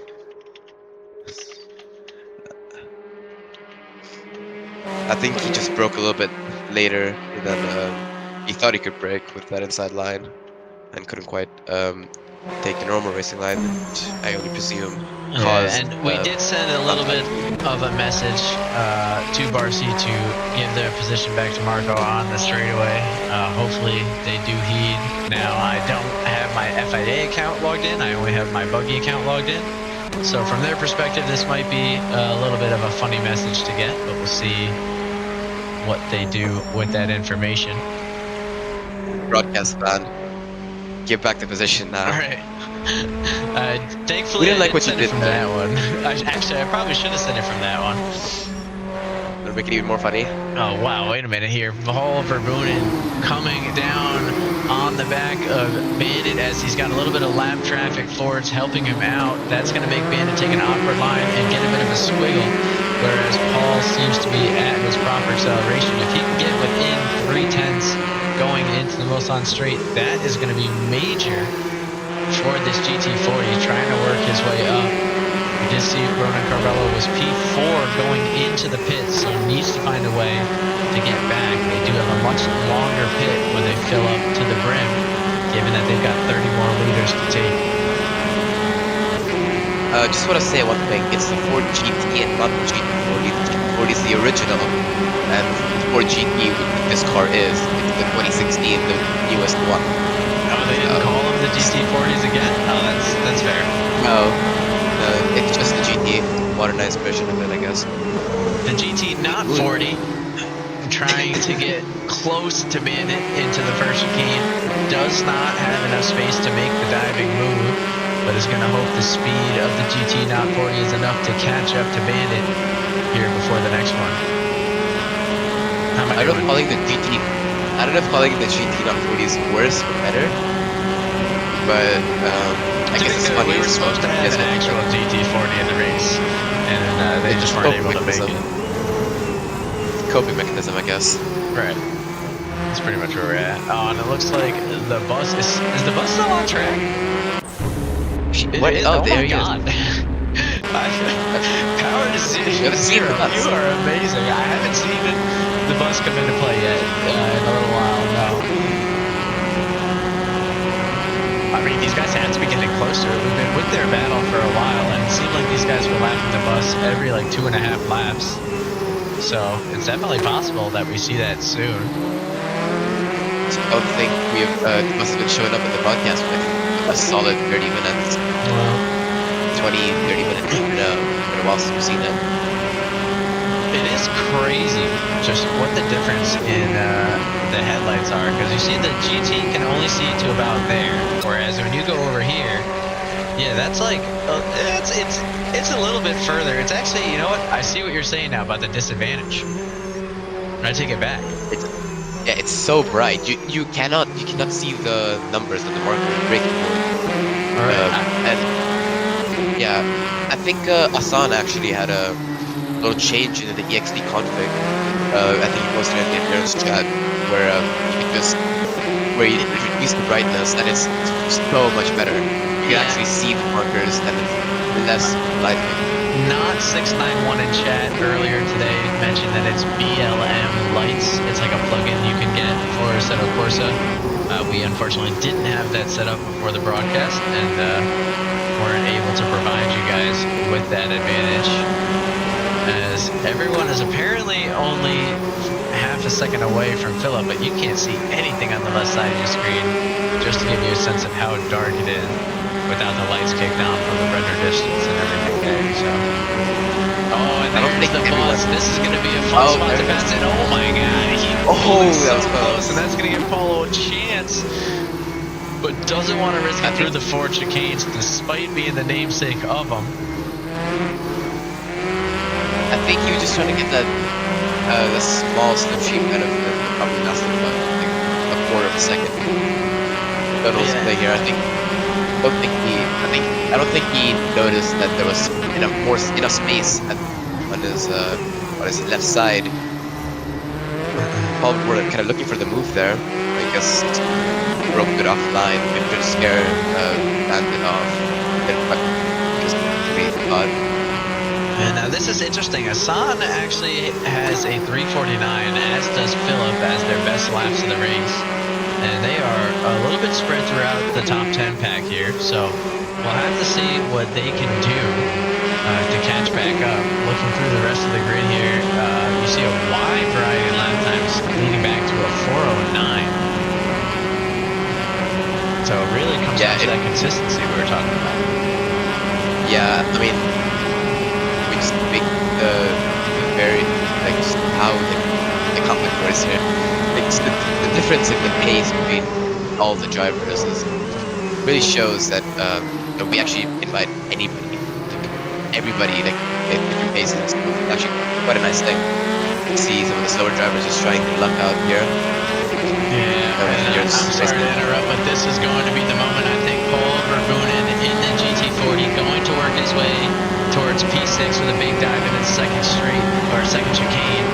We see Bandit already seeing the move coming, so he's going to try and defend an inside line, but that GT40 is so quick, it not only makes it through, but makes it so far that, oh, we are blinded by those headlights, and it might have been as well, as it misses the braking point and is back to square one with a decent sized gap to try and make back up to that Ferrari in front. We do see everyone was momentarily alongside Mickey Wiggy, had to pull back into that final chicane, and is now going to look for a similar Ferrari on Ferrari opportunity into the Mulsanne straight, and we'll see what comes for them.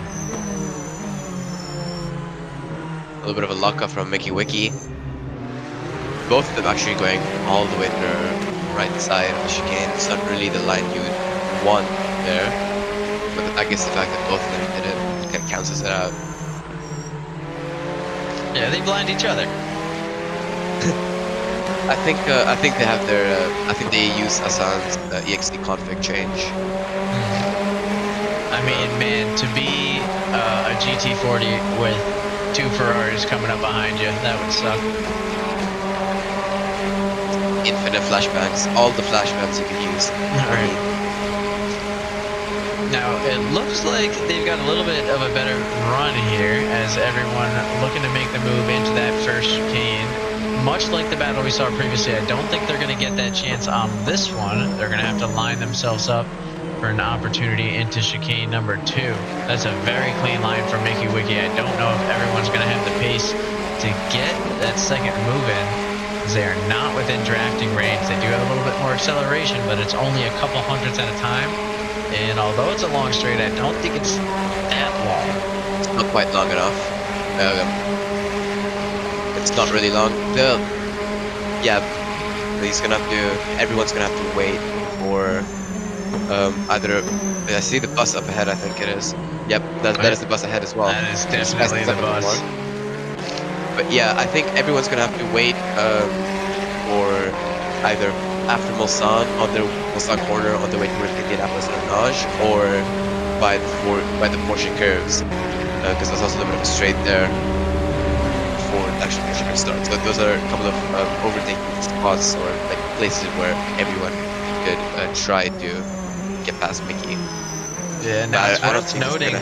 the Raxo is getting extremely close to the lap traffic situation here. They're going to be entering in on their first major pack as everyone goes flying by lap traffic of their own. I think that's going to be Frederick amps up with the very recognizable lit up GT not 40 wing.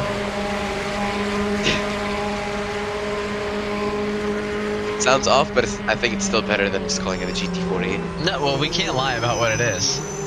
And yeah, there are other misinformed out there, okay? I'm not the only idiot, I promise. Oh, as Frederick Not 40 has a little bit... Frederick Not 40...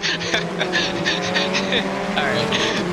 Frederick Amboth has a little bit of running with the sand and struggles to make his way on. We're starting to get some real gaps here. This is where things are getting a little bit tiresome. They're all realizing they're barely halfway through the race, and it is the dead of night. I promise you these racers are thinking about, wow, how much longer is left. Maybe I just keep my pace, worry about the guy behind rather than the guy in front, and hope for something to happen. So you're going to see the pressure start to drop a little bit over the next half hour. And then the mentality shifts. Oh my god, there's only half an hour left. Time to dive. Everywhere. Yeah. I mean, I'm just gonna be honest. I have over 10,000 kilometers at the Lemans alone.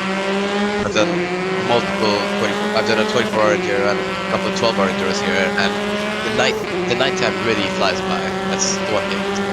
Time flies when you're driving at night, compared to the day where you can see more.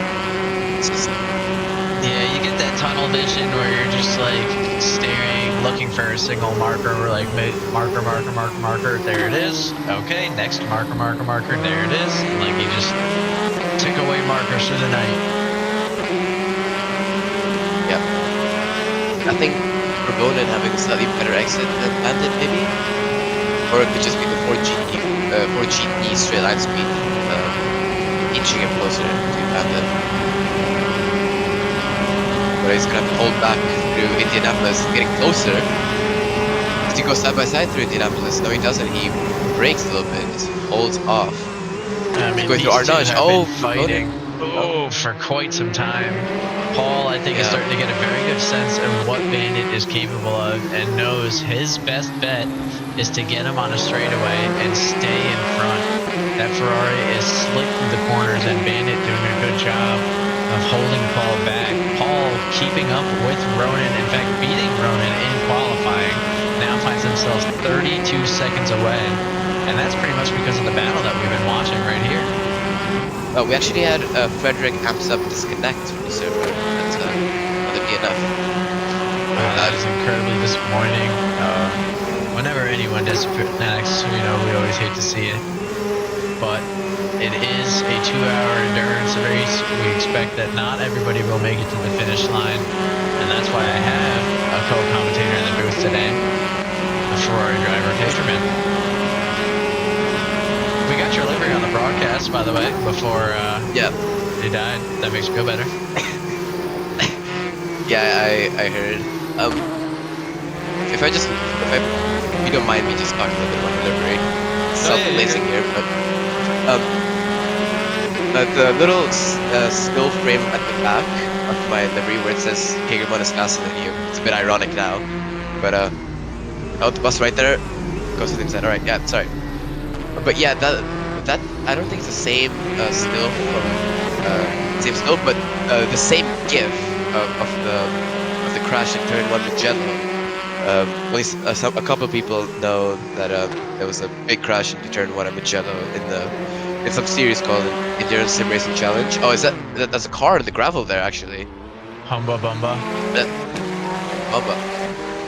Right. Yeah. So it was my first ever endurance race, and I missed my marker by 50 meters, and I didn't know where to go, so I went into the corner. I tried to go with I went into the corner, tried to thread the needle, it didn't really work, and I hit about like at least 6 people there, or indirectly hit 6 people, and I just felt that putting that at the back of my livery just make it a little bit more saltier that this person is beating you. The same person who did this is also beating you right now. But I guess it doesn't really work now, does it? I mean, I like the idea behind it. As we jump on board with Bandit, who did lose the position to Paul Verbonen into the first chicane of the Mulsanne Straight. It was kind of the move that we thought would come. We knew that GT40 speed on the straightaway is just something to be reckoned with. But this Ferrari speed through the corners does not make it easy to hold that position. We are going to stay on board with Bandit on the left side of your screen. I know it's not easy to see what's happening, but at the same time, we want to get a sense of these battles a little bit further back, and especially when the bus is involved. As we head into the first chicane, and we see a side-by-side up ahead in a very weird line from, I want to say, Luby, maybe? Yep, Luby, who finds themselves in a collision with the environment. Deadly Daniel now doing their best to chase down Rev 174. Both cars in the GT not 40. So that's going to be interesting to see how the lack of a speed difference comes into play. I think it'll have to be skill through the corners to make this pass happen. With the chicanes that you have here at Mulsanne, you really have to maximize your exit just to get a little bit closer to the car ahead. But obviously, if they don't make a mistake, but you just want to slow in, fast out, basically, or take it a little bit easier through the middle part of the chicanes, and then go on the throttle as early as possible to get that slingshot, basically, in the exit. Well, now, I was watching a documentary where they referred to the slingshot as a shake and bake. Is that also a name you would call that? Shake and bake. I mean, I've heard that term. I just don't remember what it means. A little bit of shake, then a little bit of bake. Are you not familiar? Doesn't come to mind. All right, you're gonna, after this broadcast is done, you're gonna go watch Talladega Nights, okay? I'm not into NASCAR. It's not really a NASCAR movie. Technically, the whole plot is that an F1 driver comes to take over NASCAR at its core. So it's about F1. Really, it's an F1 movie. Technically speaking, but I mean, still, you have NASCAR cars. You're going to lose broadcasting privileges because you're going to get us canceled on YouTube as we see Barcy way off the track as we jump into a battle for P12 with something going on in front here. Looks like is that Rev? Purple diving in. I think that's Rev. There's some lockups going on. This is what racing is all about here. That's not Rev. That's Asin. That's abandoning the corner there. It's going to be a track cut. It's actually Asin, not Asan. Different people. I think lapped car now to these guys up here. And I think it's Project Purple ahead that cut the chicane. That's going to be a track cut for him. Wow, and look at that, way off into the sand by, it's going to be St. Dido, a lap traffic as well, so Project Purple getting by easily. We tend to be jumping in right as the chaos goes on. Oh, not who I meant to. Yeah. That's Danny Daniel still chasing Rev 174, not quite there to the chicane. This is Project Purple is within a second of Marco Gutierrez, so we might have to jump back into that battle in a minute.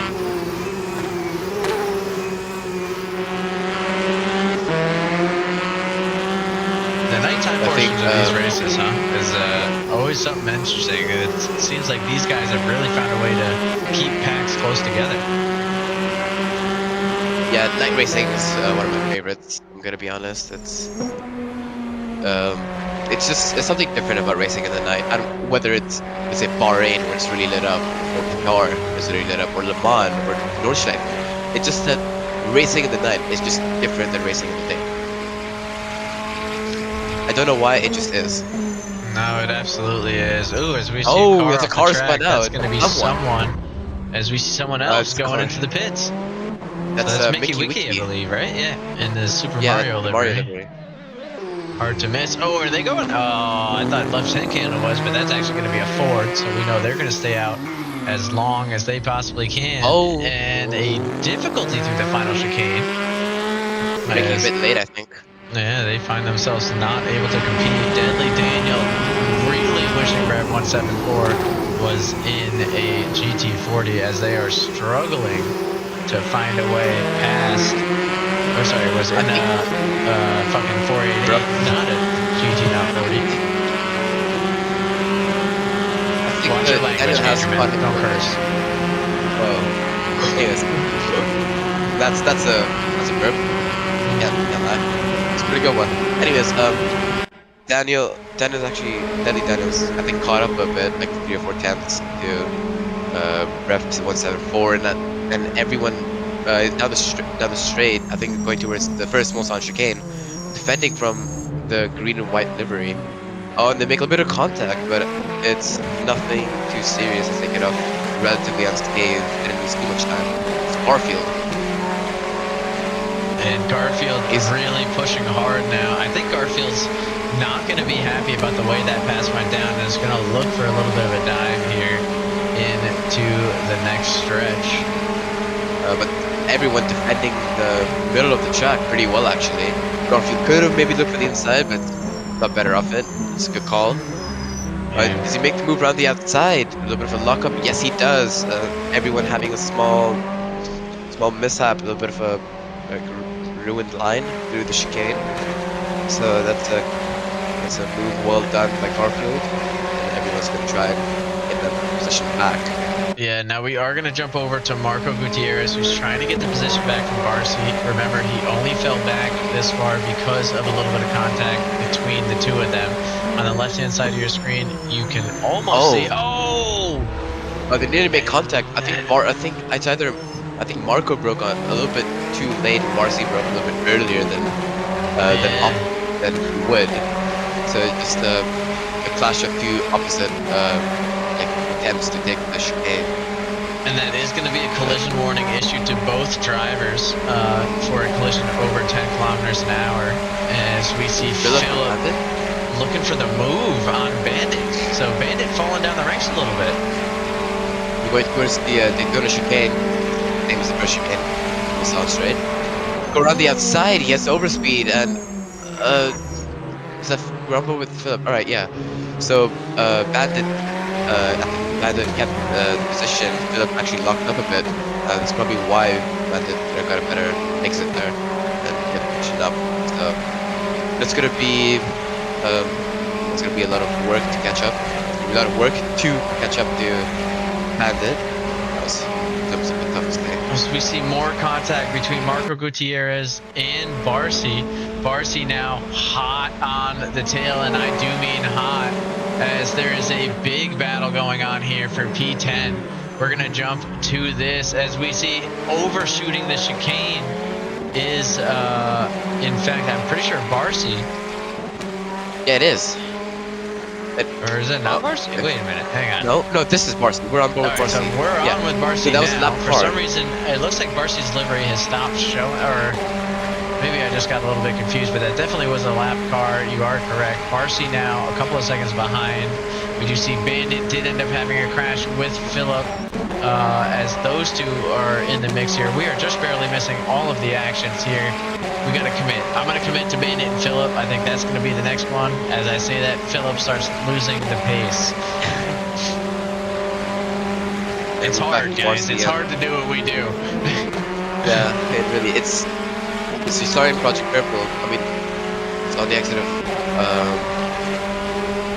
the Mulsanne corner. Back down for a sec, and they're heading towards Indianapolis. Project Purple just capping Sorry in there. Or no, that was my bad. They were the exit of the second chicane. Now they're heading towards the Mulsanne corner. Yeah, and this is where your Syrian is going to get a little bit of an advantage. He'll have a cleaner line through that corner into the second straight. I don't call it the secondary straightaway. It's just the run towards Indianapolis. Yeah, I mean, he's doing a great job of keeping the pressure on, keeping the pace. We're seeing tight battles all around. You see Deadly Daniel trying to catch up to Reb in the left corner of your screen. Now you'll see Philip trying to catch up to Bandit in the left corner of your screen. Everybody fighting to get to the end as we stick Oh, with you started. Yossarian, almost pinching away into P12. Gonna look for another chance to dive. I don't think he meant to set a dive bomb into there. It just broke a little bit later. It was really close to Indianapolis. One of the trickier corners to go side by side through. It takes a lot of experience in the track to be able to comfortably go side by side. You started having a run through. Oh, they didn't even make contact. Having a run through right before the Porsche curves. I think he started backs off. Tried to go around the outside, but I think Purple had it blocked just enough where he started to not be able to go there without dipping his wheels into the grass and possibly spinning out the braking there. And not willing to take the risk just yet. Knows there's still 40 minutes of racing and a splash and dash pit stop ready to go. So doesn't want to risk being out with 40 minutes left.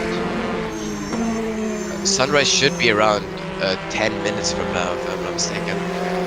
Yeah, I mean, you can definitely see things starting to lighten up a little bit. You can actually make out cars every once in a while on the onboard cams on the left-hand side of the screen. So definitely shows a little bit of progress. Just a little bit. But you still can't see like half the cars. Still can't see half the cars, but that's okay as we see multiple cars going into the pits here. In the 40th minute marker, was one of those a GT40? That wasn't what was going on there. Wait a minute. We've got someone lagging out all over the track as Humba Bumba disconnects from the server and Saint Dido loads back into the server. I'm not sure what we missed. Something happened there. I think it was Jesse who I think took a bit spun out and then disconnected or had temporarily disconnected. That was him just phasing through the pit walls. Yankee instead of course disconnected and stuff. Now, just to give you an update of where some of these racers are on the grid, we are on board with Philip. Let me see if I can find him on my track here. But, I'll go through the whole list, see if there's anyone we've been watching. I know we've been watching everyone. Everyone has 3 out of 4 cut warnings and 4 out of 5 collision warnings, so that is a tricky spot to be in. 3 out of 4 cut warnings for Paul Verbunen, 3 out of 4 cut warnings for Cads. Tricky spot to be in. 3 out of 4 for Lizard. 4 out of 5 collision warnings for Dudley Daniel. Oh, actually it's 5, so they're in a decent spot. Max Yang, 5 out of 5 collision warnings. Next one will be a 10-second penalty. That is a dangerous spot. Same with Barcy. Has to give space to the drivers on the field. Asan, 4 out of 4 cut warnings. Needs to leave the space. And speaking of leave the space, Philip and Bandit end up colliding, and that is going to be tricky for Philip as he ends up going off. Bandit ends up going off, and you know what? They end up right back where they were. That was actually, I'm not gonna lie, that was actually a really good save by Philip. His car was practically pointing perpendicular to the barrier on the right, but he somehow saved that. Honestly, props to Phillips there. Bandit is going to be fuming though, because this is going to put him to 4 out of 4 cut warnings for the event after this lap. So that is going to be a tricky spot for him to be in, courtesy of that moment with Philip. But guess what? Philip has 5 of 5 collisions, so depending on the speed of that one, or that one puts Philip to 5 of 5 collision warnings, so the next one could be the end for him, and this is going to put him at 4 of 4 cuts, so tough spot for all of those racers all around. Yeah, track limits, that's one of the big issues. You see the lovely bus right there. Yeah, and what a weird way to go around it. I think we saw onto the grass from Bandit there for a moment. Yeah. I think went around the outside. Yeah, that was a bit got stupid. That's your Marlboro in me. I think it's that. Your favorite liveries. One of your favorite liveries is being lapped. I mean, the livery doesn't make it go faster. It's just a nice livery, okay? I know, but I'm just saying. Anyways, yeah, I think Bandit. Oh, a little bit of a slide there. We're stepping out slightly. Probably went on the throttle too early, or took too much curb on the second apex of the top chicane, because with the Ferrari, I don't know about the Ford, but I feel with the Ferrari you can't go on the throttle. Potato right on the Potato, Paul, and Ronan. Yeah, but Potato must have fallen back because Paul and Ronan were both ahead of Potato. I'm not sure exactly what happened there. Can we see? Potato has boxed. That's what's happened. Potato's pit, Ronan hasn't. Okay, yeah, Potato did take their pit and is right on the tail of Paul and Ronan. That's actually an incredible spot to be in. It's Ronan that I would be worried about. Only 48 seconds separating them. Ronan could get in and out of the pits within that time limit, especially with Paul backing Potato up now. So if I'm Potato, I am doing everything I can to get around this GT Not 40 within the next corner or two. But this is where those GT Not 40s thrive. Yeah, it's one of the, probably one of the worst spots to try and make to pass a GT quote unquote Not 40. It's you gotta wait for corners like. You gotta wait for like the run up to Indianapolis or like to Indianapolis outbreak them, or maybe set a cheeky tab on carnage in Porsche curves. Probably not the Porsche games. Basically, not Mulsanne straight or the little run up to Indianapolis right after Mulsanne corner. And this little bit of lap traffic is going to be a huge help for Paul Verbonen.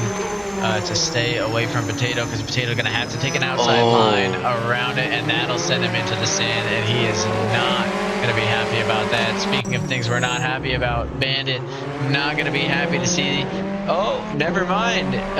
It's Philip who is going to be happy to see that the side-by-side turns into a switchback moment. Bandit going to have to apply the pressure once more. Is within the drafting range, is within the blinding range.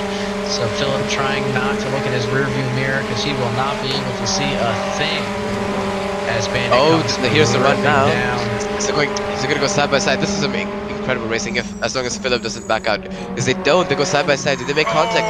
They do. Huge contact. That's gonna be almost race-ending for Bandit. Are they able to get out? Oh my God, Bandit flipped over, not able to continue. I think they're going to be a whole lap down, and they will not be thrilled with what ended up happening. Now, on the other hand, this is your pit stop. You might as well just take it now. You're a lap down and see what ends up happening. It won't be where you should have finished, but we'll see where you can. As you were talking about the bus rolling over, that was the vehicle rolling over. Well, there's yeah. I didn't really expect to get Ferrari roll over, but I remember seeing this one clip from I think it was 2012 or 2013 when it was Le Mans, where you had like a Toyota hype, I think LP1 flip, and then a Ferrari, or I can't remember. I don't remember which one. That flipping as well upon contact barrier. That kind of reminded me of that a little bit. And I think it's on the is in P24 at the moment. I do see just a couple chats about him, just updating the cults variously. As we see EGSE with a potential moment here, looking to pass their way through Marco Gutierrez, who is no longer in the top 10, following, it looks like a pit stop, as Deadly Daniel is still out on the most recent set. Same with Yossarian. We actually get a handful who have not pit yet inside that top 10, so it'll be interesting to see where things lie following the quote-unquote splash and dash. A bit early for a splash and dash when we're over 30 minutes left. Yeah, that's, I mean, I wouldn't really consider it a splash and dash, because you're filling more than 50% of the tank, but it's basically it. It's not a full tank. If it's not a full tank, it's a splash and dash in my eyes. Now we do see Yossarian and the Ferrari going into the pits. Project Purple now taking that P8 spot. 46 seconds between P8 and P7. That is incredible. Don't go into the pit.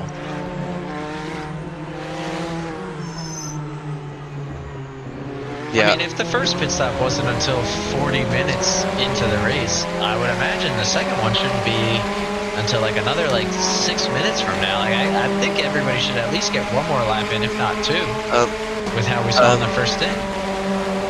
The thing is that the Ferraris, a lot of the Ferraris have already pit, because they're doing 11 lap stints. Oh, that's a small slide from, is that everyone? EGSE. Oh, EGSE, my bad. Looked like everyone's delivery, but yeah, the small slide there. probably too ambitious at the throttle when on exit. You want to be careful with that. But yeah, most of the Ferraris, if not all of the Ferraris who are in lap 22 have done their pit stop so far. Every stint's 11 laps, as I mentioned. Unless you lift the coast a little bit, then it's gonna be 12. But it's mostly 11 laps every stint, and that is the strategy of a push. And I will say, I do think some of our trackers aren't entirely accurate, as there's no way nobody has changed their tires yet. 22 laps into the race. Oh yeah, no, they probably changed the tires in the first lap. I'm gonna be honest. So unfortunately, that one might need a little bit of tweaking. At the very least, we can show you some of the paces these guys are holding at this stage in the race. This is the last lap everybody has currently put up. So you do see Ronan Carvalho putting up a decent pace to the Raxo, who was on an out lap, so it might not help him too much. But he is outpacing the Bird, Potato, a couple other guys that he may want to. I mean, I don't think P3 is out of the mix for the GT40s, or GT not 40s. I mean, we already have Ronan. I think Ronan has to pit still. Ronan and Verbonen. So, their names kind of rhyme. P2 and P4 do have to pit. So they're gonna lose a couple of positions, especially with all the Ferraris around them that have pitted. A little bit of a lockup from I think Marco ahead.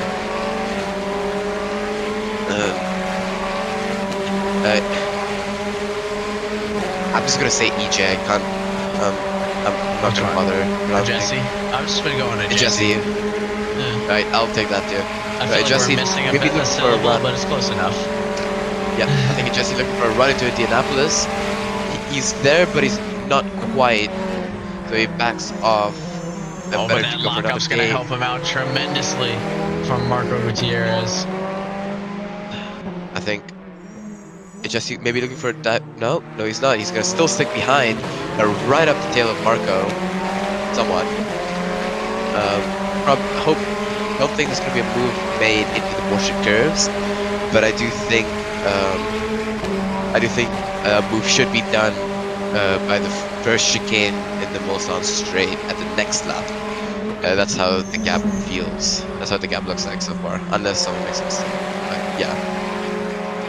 Yeah, I mean, it definitely feels like Marco's doing a good job of making Jesse find the line, but I do feel that move coming as well. I think it's going to be within this next lap here. The problem is going to be that long straightaway. If they keep this gap up, Marco's not going to have a good time when that drafting speed really comes into play for the number 72 car here. So we will see what happens as we head into the Ford chicanes and head into another lap of action. 23 laps in. Ronan has not pit, by the way. He is now down in P6. I think 17 seconds behind the Suns. I don't. So maybe we're a little bit too ambitious on a P3 for the Fords here. Another big lockup by Marco into the Dunlop chicane. Jesse trying to use give time loss as much as possible, but I think he has to wait for the first bit of the Mulsanne straight after Terre Rouge. Marco goes slow. I guess he's trying. Could he make it move to now? No, he can't. There's simply not enough room. To Terre Rouge. Right now, Jesse is going to be well within the slipstream of Marco, so there should be the 10th overtake / defense into the Daytona chicane, the first chicane, straight. Yeah, I mean, that 72 car is coming in with some speed. Already took the inside lane for the entrance, but it's that exit where this is really going to excel. Going to give him a clean line through with some acceleration as the 85 forced to lock up a little bit to avoid the contact. As that 72, I think, was a little bit glued to the mirrors. So 85 is going to get the chance to return the favor here with Marco breathing down the barrel. Both cars decently within the top 10 as they come up on the bus, and I don't know if Marco's what did the bus get hit? A little bit of a love tap. Small contact there with the bus, but it doesn't slow Marco down at all. And Jesse is That's going to have to make a move into the second chicane if he wants to hold this position, and he tries. Oh, and that's going to push Marco a little bit wide. Marco, preserving his race, ends up staying on the brakes, and that'll be a Jesse for a moment, but I don't think Marco's going to let that go very easily. Yeah, there's still the run towards Mulsanne corner and then towards Indianapolis. If Marco doesn't get moved down here, as long as he focuses on a good exit, he should be able to go side by side to Indianapolis. Obviously, we wouldn't want to see another scenario, another bandit. And what was it, bandit? I don't remember. With the Ferrari that flipped over in Indianapolis. Don't want to see another scenario like that. But Project Crippled, right up the tail of Marcy, as they're going towards Mulsanne corner. Pretty sure. Purple makes the switch down with this is for position. This is going to be tough as there's a little bit of contact. Purple locks up his rears, I'm pretty sure. Oh, tries to hang on. That rejoin. Huge crash with Max Yang. That is not a great rejoin. Ends up just getting back onto the gas. Max Yang now wondering what he did to deserve such fate as lap traffic, and will continue his way onwards.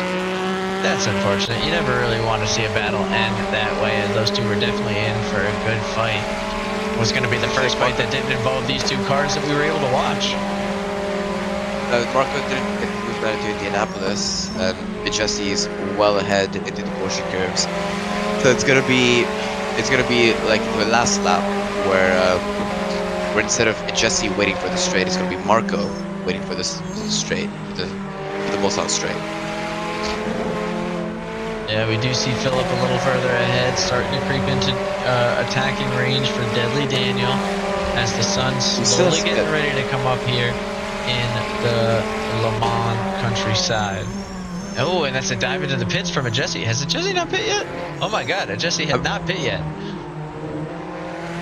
They said he's pit 4 times for me, so I think that's bugged. I mean, it is possible that they did something, but yeah, I do see that. Jesse now heading into the pits for what seems to be their 4th time, but I'm sure that there's something glitched about that on our end. I think it's the 5th time, actually. Yeah, right. Or whatever. We'll jump over to Potato. It's not actually ahead of Potato. That's surprising. And I mean, it looks like it's not something Potato's giving up easily, so we'll hang on with these two for just a minute, see if Potato can get himself any closer. Actually, you know what? We'll hang on with Philip and keep Potato in the corner of the screen as Philip doing a good job of putting the pressure on. Yeah, Deadly Daniel still has to pit, by the way, so they're not really fighting for position. Deadly Daniel is way further back down the grid after post the pit stops. So Philip probably wouldn't want to waste too much time. I think Deadly Daniel is letting him by.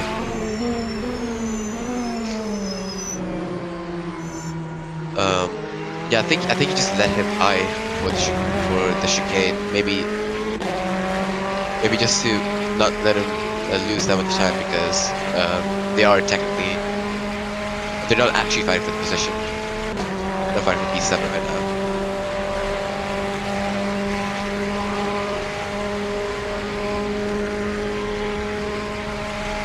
It is a 4.56 though, but Ronan in P5 is 17 and a half seconds off Potato, who's in P4.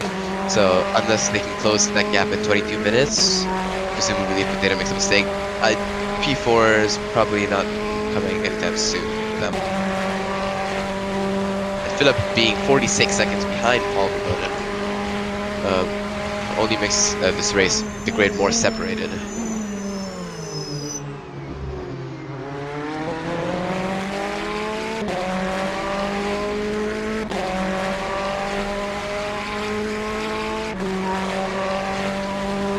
So here, actually writing sorry in the game chat. Sorry, I had to step away for a second. Yeah, it's fine.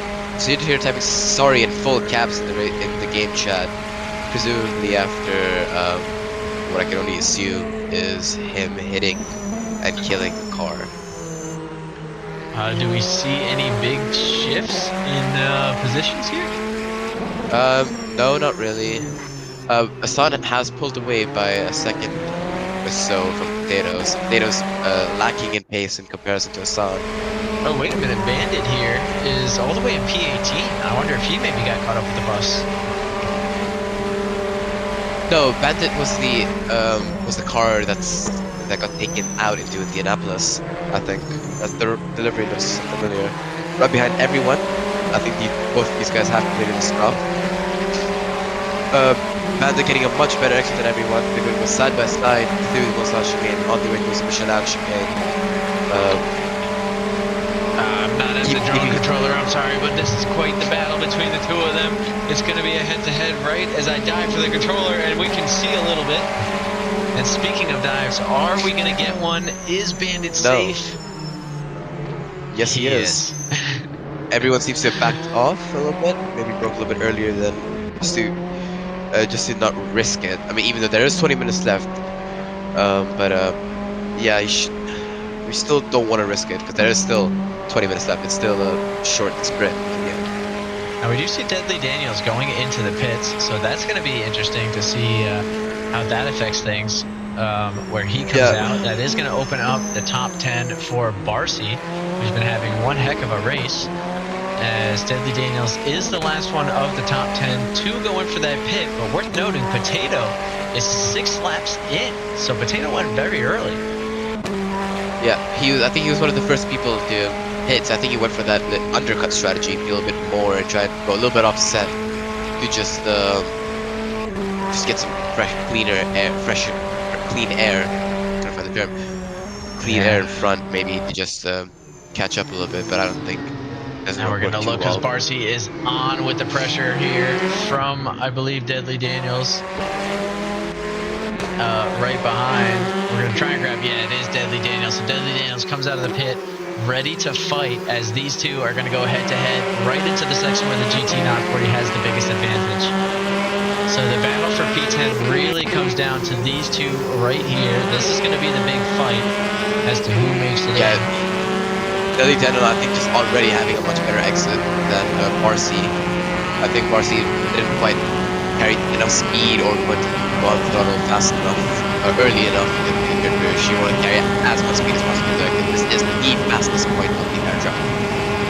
This is where you hit all the top speed. And we see he's holding off a little bit. I'm going to show you here. You can see he's holding off the throttle. He doesn't want to give that Ferrari the chance for the draft in the second part of the straight. This is planning ahead, but planning too far ahead as he goes wide into the first chicane and loses that careful advantage that he's been building up. He's got another GT Knock 40 on his tail of Grandmaster, the racer that I warned you about earlier with the consistency of 1,000 suns. Grandmaster not far behind as we come up on the bus once more, looking to just stay away from the action. And it's a battle of the two consistent drivers. Which one can come out on top in the next 17 minutes here? It looks like Deadly Daniel going to have a little bit of an issue. Threads the needle on the cones and manages to keep racing, but that's going to give Grandmaster a chance to maybe slingshot by and take a stab at Barcy for P10.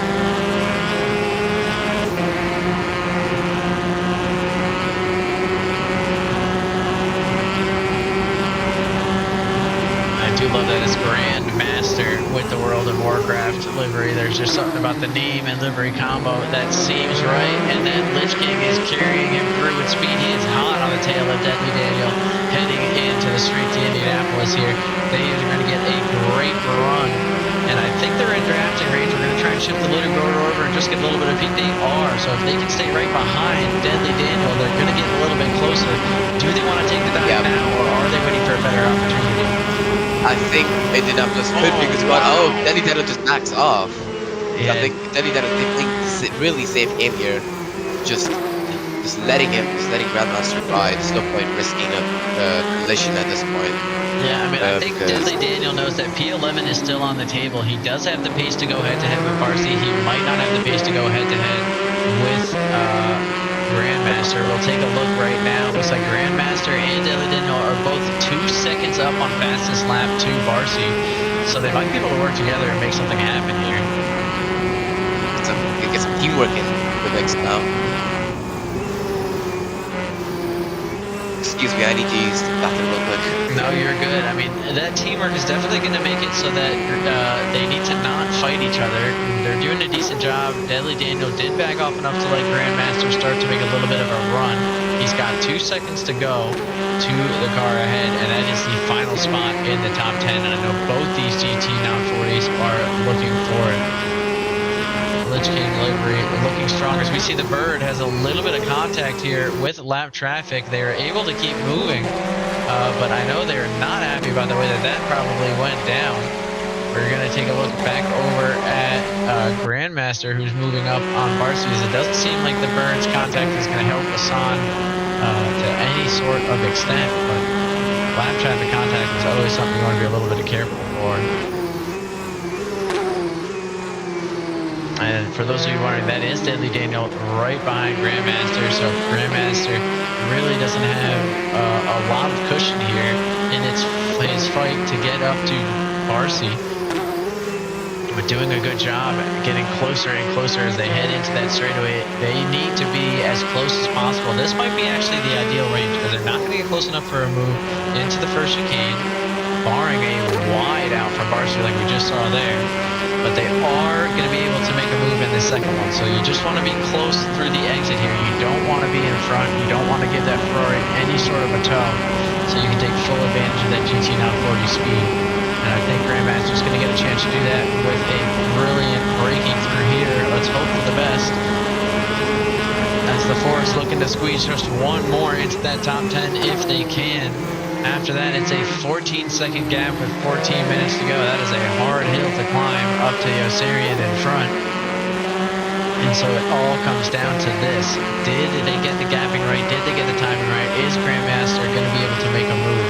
If the move comes in the Mulsanne corner and not the second chicane, that Ferrari is going to have a couple of corners to make some moves through sector 2. Getting closer and closer, needs to do it now. I don't think they're going to be able to make a way by, so it will come through the Mulsanne corner as long as they can stay tight on the exit. But it does seem like Barcy's going to live another lap. Well, I mean, you still have the run towards Indianapolis. If Grandmaster gets a better run through Mulsanne corner than Barcy, then there is a chance he could set it on the inside of Indianapolis. But then you could have another situation where they just make contact. Yeah, and I mean, contact is never exactly what you want, as we see Mickey Wicky looking down the barrel of Garfield on the left-hand side of your screen in the battle for P19. They've made their way to the top 20. Can they make their way further inside? That'll be the question heading into the straightaway. As this battle for the final spot in the top 10 is not over. It's been raging on strong, and again, Deadly Daniel right behind, looking for that chance to make something happen. And does he have company there? It looks like Deadly Daniel, they do have company, so who else is that in the top 10 battle with them? We're going to take a peek over. That's going to be Project Purple. The Project Purple, Grandmaster, and Deadly Daniel all not letting up on the fight to Barcy for P10. That's going to be dangerous, and that's also dangerous for the Ferraris of Marco Gutierrez and Yossarian. They're getting closer and closer together for a fight, and if they do start fighting, that could be the end for them.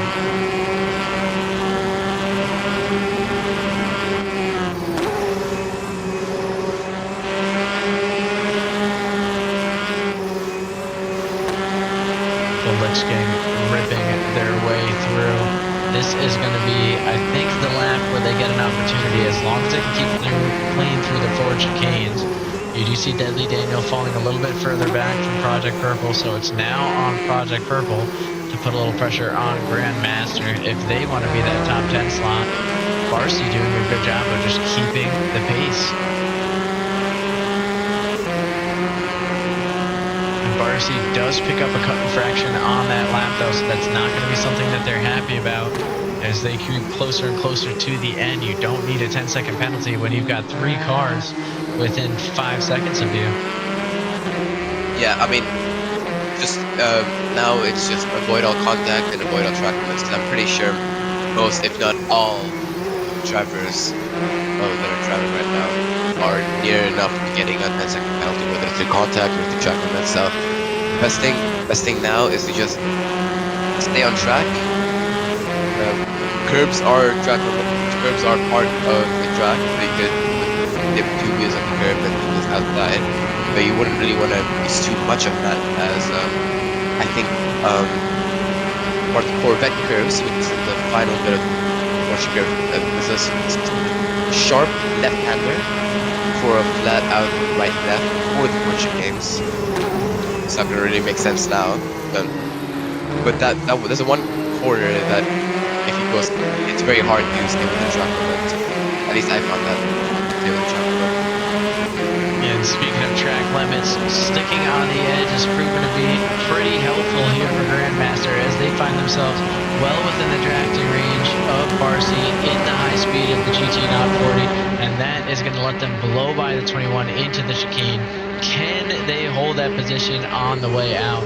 That's going to be a tough spot as that Ferrari comes roaring through the inside. They got the bus there. Right there. Blinds us for a minute, but nobody ends up making any contact, making a move. A little bit of a squiggle from Barcy, and that will help Grandmaster hang on for at least another section. The Ferrari is within the drafting range, and I don't think the GT Now 40 is going to be able to access that top speed to start running away until the very end. I think what Barcy was looking for through the second chicane was the steer to here wasn't supposed to be. It wasn't supposed to be a bus at the apex. I think he was maybe looking for a switchback. Barcy has a much better run onto Grandmaster here with Subshim as well. It goes down the inside. Grandmaster letting that happen. No squeezing going on. Grandmaster pulls ahead just with the straight line speed of that forward. Barcy just can't stay alongside, so he's gonna wait for another position for another time.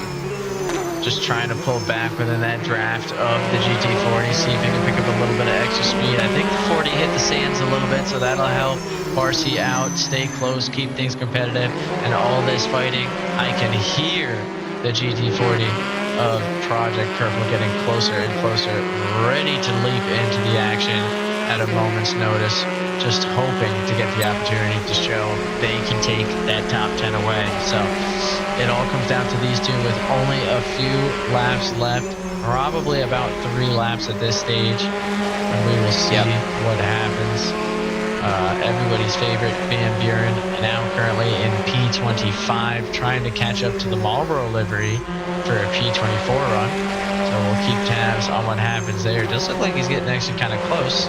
So we'll see if maybe we can get his onboard running on the left-hand side of your screen as these two still continue the fight for P10. Those guys are actually in the Ford chicane, so we're going to see them fighting up ahead in just a moment. Oh, as I think Van Buren is going to get the point as we see Barcy on the side in the Marlboro livery, hopefully with a safe rejoin, and they do just off to the side of the track, doing their best to stay out of the way of this hard fight for P10.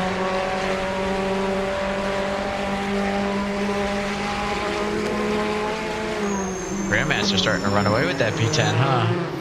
Oh, Barcy braking is a little bit late to the Dunlop chicane, missing his marker, and Project Purple is coming up right behind Barcy, looking for moving to the S's. Not quite. Gotta wait for a turn rouge, and was on straight. If there's I thought it was a car back there. Never mind. Yeah, lap car unfortunately turned around as we see left sink handle. Oh, track limits for Project Purple. Yeah, that's gonna be tight.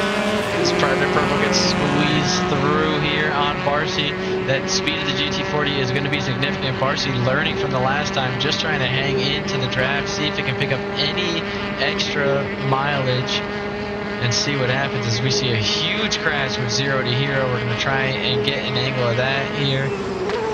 Following the dive as Barcy goes in. Oh, outbreaking just misses. That's got to be another track through. That's going to be a little bit of a track violation there as they slow down. I think he slows down. Try and let Barcy through. We're checking in with the bus now to see if we can figure out where they are. That is a terrible spot to be a bus as you've got racers coming through. I think there was some form of collision as the cars entered the first bit of the Porsche curves. Oh, I thought the bus going sideways there. Yeah, I mean, it does not look like this bus is an easy one to handle as we see traffic trying to make its way around it. It is definitely a tough one as Grandmaster all of a sudden finding itself right behind Marco Gutierrez. So the GT 940s could make their way up one more position, and I believe we've got some guys not too far behind. Yeah.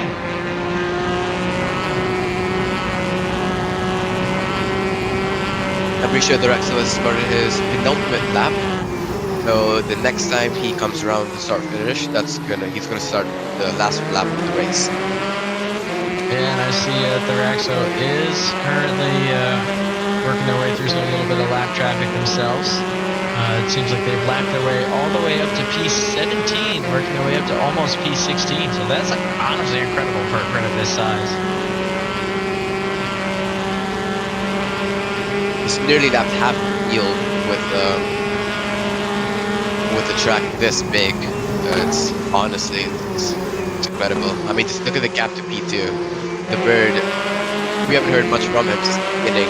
He's been falling out of touch. Yeah, basically, I mean, I know they at least wanted some lap traffic. Severe luck up see there. A spin from Marco, and no, he's been hit. That's going to be huge for Barcy and Project Purple. Marco able to get going. Grandmaster falls his way back. Barcy and Project Purple, though, now going to be in a fight for P9 as they've got Marco close behind. They've got a little bit of lappage left to go, so this isn't going to be safe for any of them. As we've got shaking up going on all the way down from P9 to P12. Project Purple takes things a little bit wide, trying to use that speed of the GT 940 to catch up to the Ferrari, working their way within that drafting range, but they're going to have to wait for the straightaway to make something happen, as we've seen many a times on this track. Although it does look like they're trying to line themselves up for a dive into the fourth chicane. That's going to be, in my opinion, and there's on the side, but Project Purple back off. No, he doesn't. So he makes the move into the four chicanes there. Both of them miss the chicane. I think it's a Chequered for both of them. I think Project Purple gives the position back. Just doesn't even try on that second one. So the two I don't think he had a little bit of issues. I don't think he had the space to pick chicane. That's why he had to cut it. Yeah, I don't know that he fully did either. It was just an unfortunate situation there, as they basically had to lose the track through the final corners. But all three of these guys now in a tight battle of their own for these final spots in the top 10.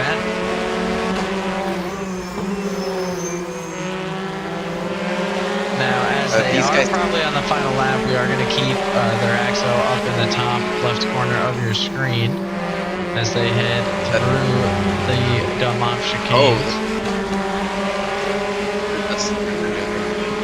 And we see a little bit the Rexel starts his final lap of the race, and the three cars that we're on board with now, they are on their they're on their penultimate lap. So when the next time they cross the line, that's going to be their last lap. Yeah, they will have one more to go after this, so that's going to give them plenty of time to sort things out. Project Purple currently holding in position to Barcy, who feels the pressure from Marco fresh on his heels. We're going to try and get a sense of where Deadly Daniel is in relation, but that is quite far back, so I don't think Daniel is going to have the chance to, Grandmaster is going to have the chance to really fight things. There's that bus again. Oh! Look at the Ferrari nearly hit the bus. I think it was RC nearly hit the bus, as it looked like. Yeah, it's just trying to get that draft. I think every little bit counts, but that actually hurt as Marco able to move forward with a straight line speed compared to a little bit of wiggle, shaving off some top acceleration. So that's definitely going to hurt. I think race engineering for 10 hours has just made me react differently to close calls. Even if it's not really a close call, if they're close to contact, I'm just going to react differently. I'm just going to react like in extreme shock, because there's been so many close calls in our race that I've had. It's just coming off that, there's a lot of contact itself. I'm not too shocked about that, but I don't know why the close calls are more scary than the contact itself for me. Scary, I say. No, I completely understand.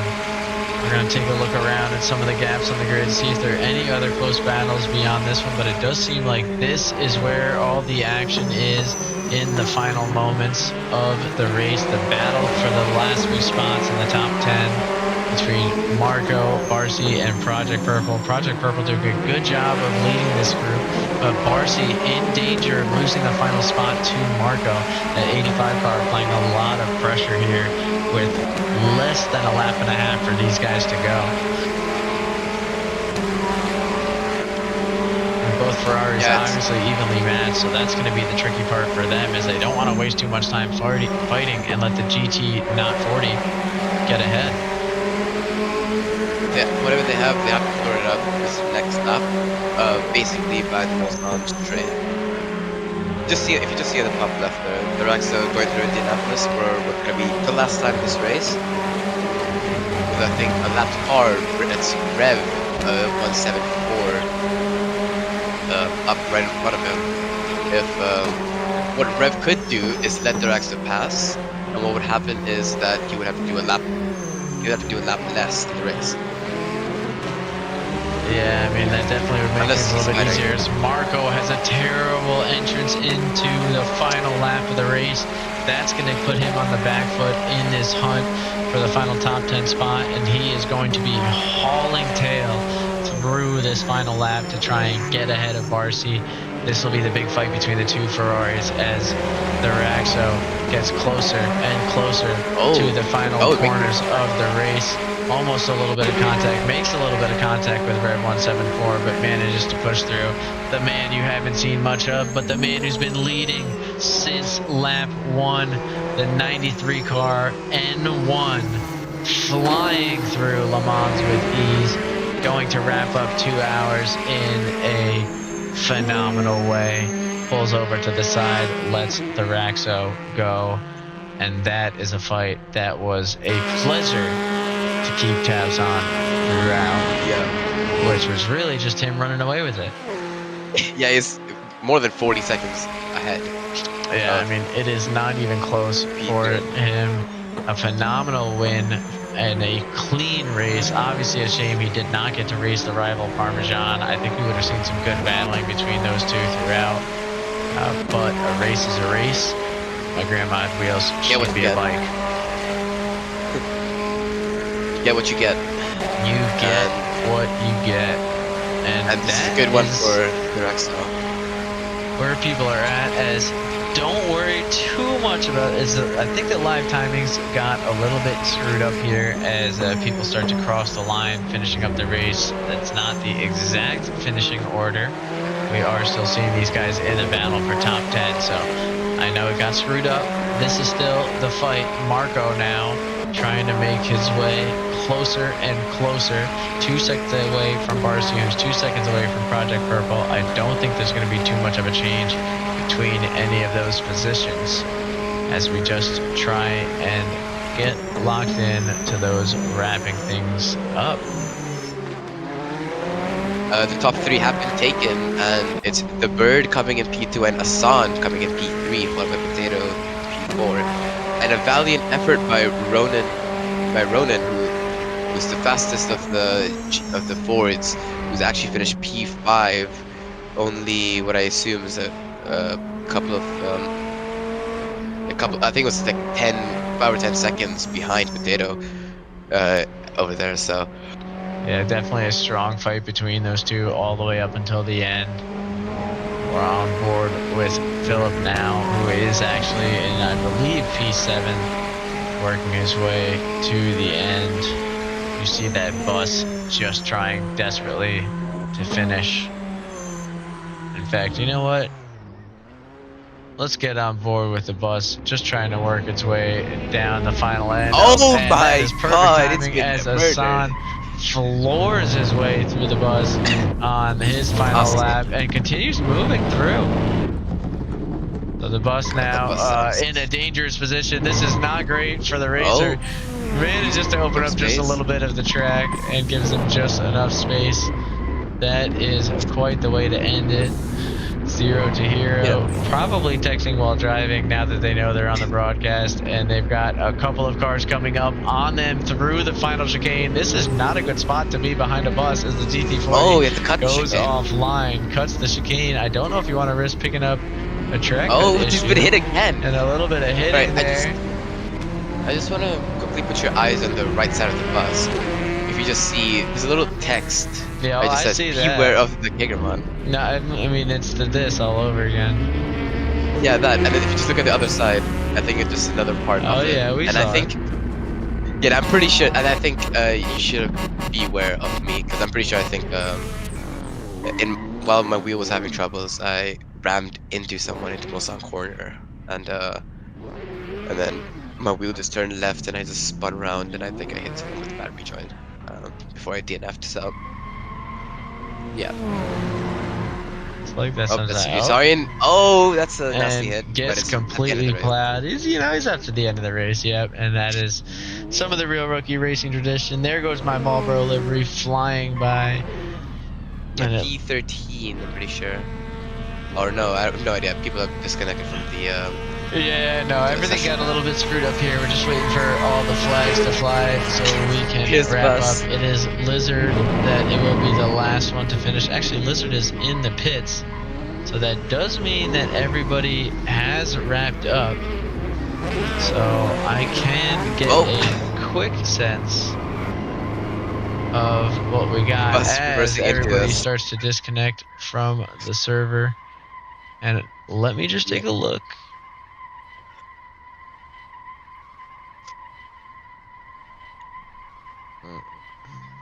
So the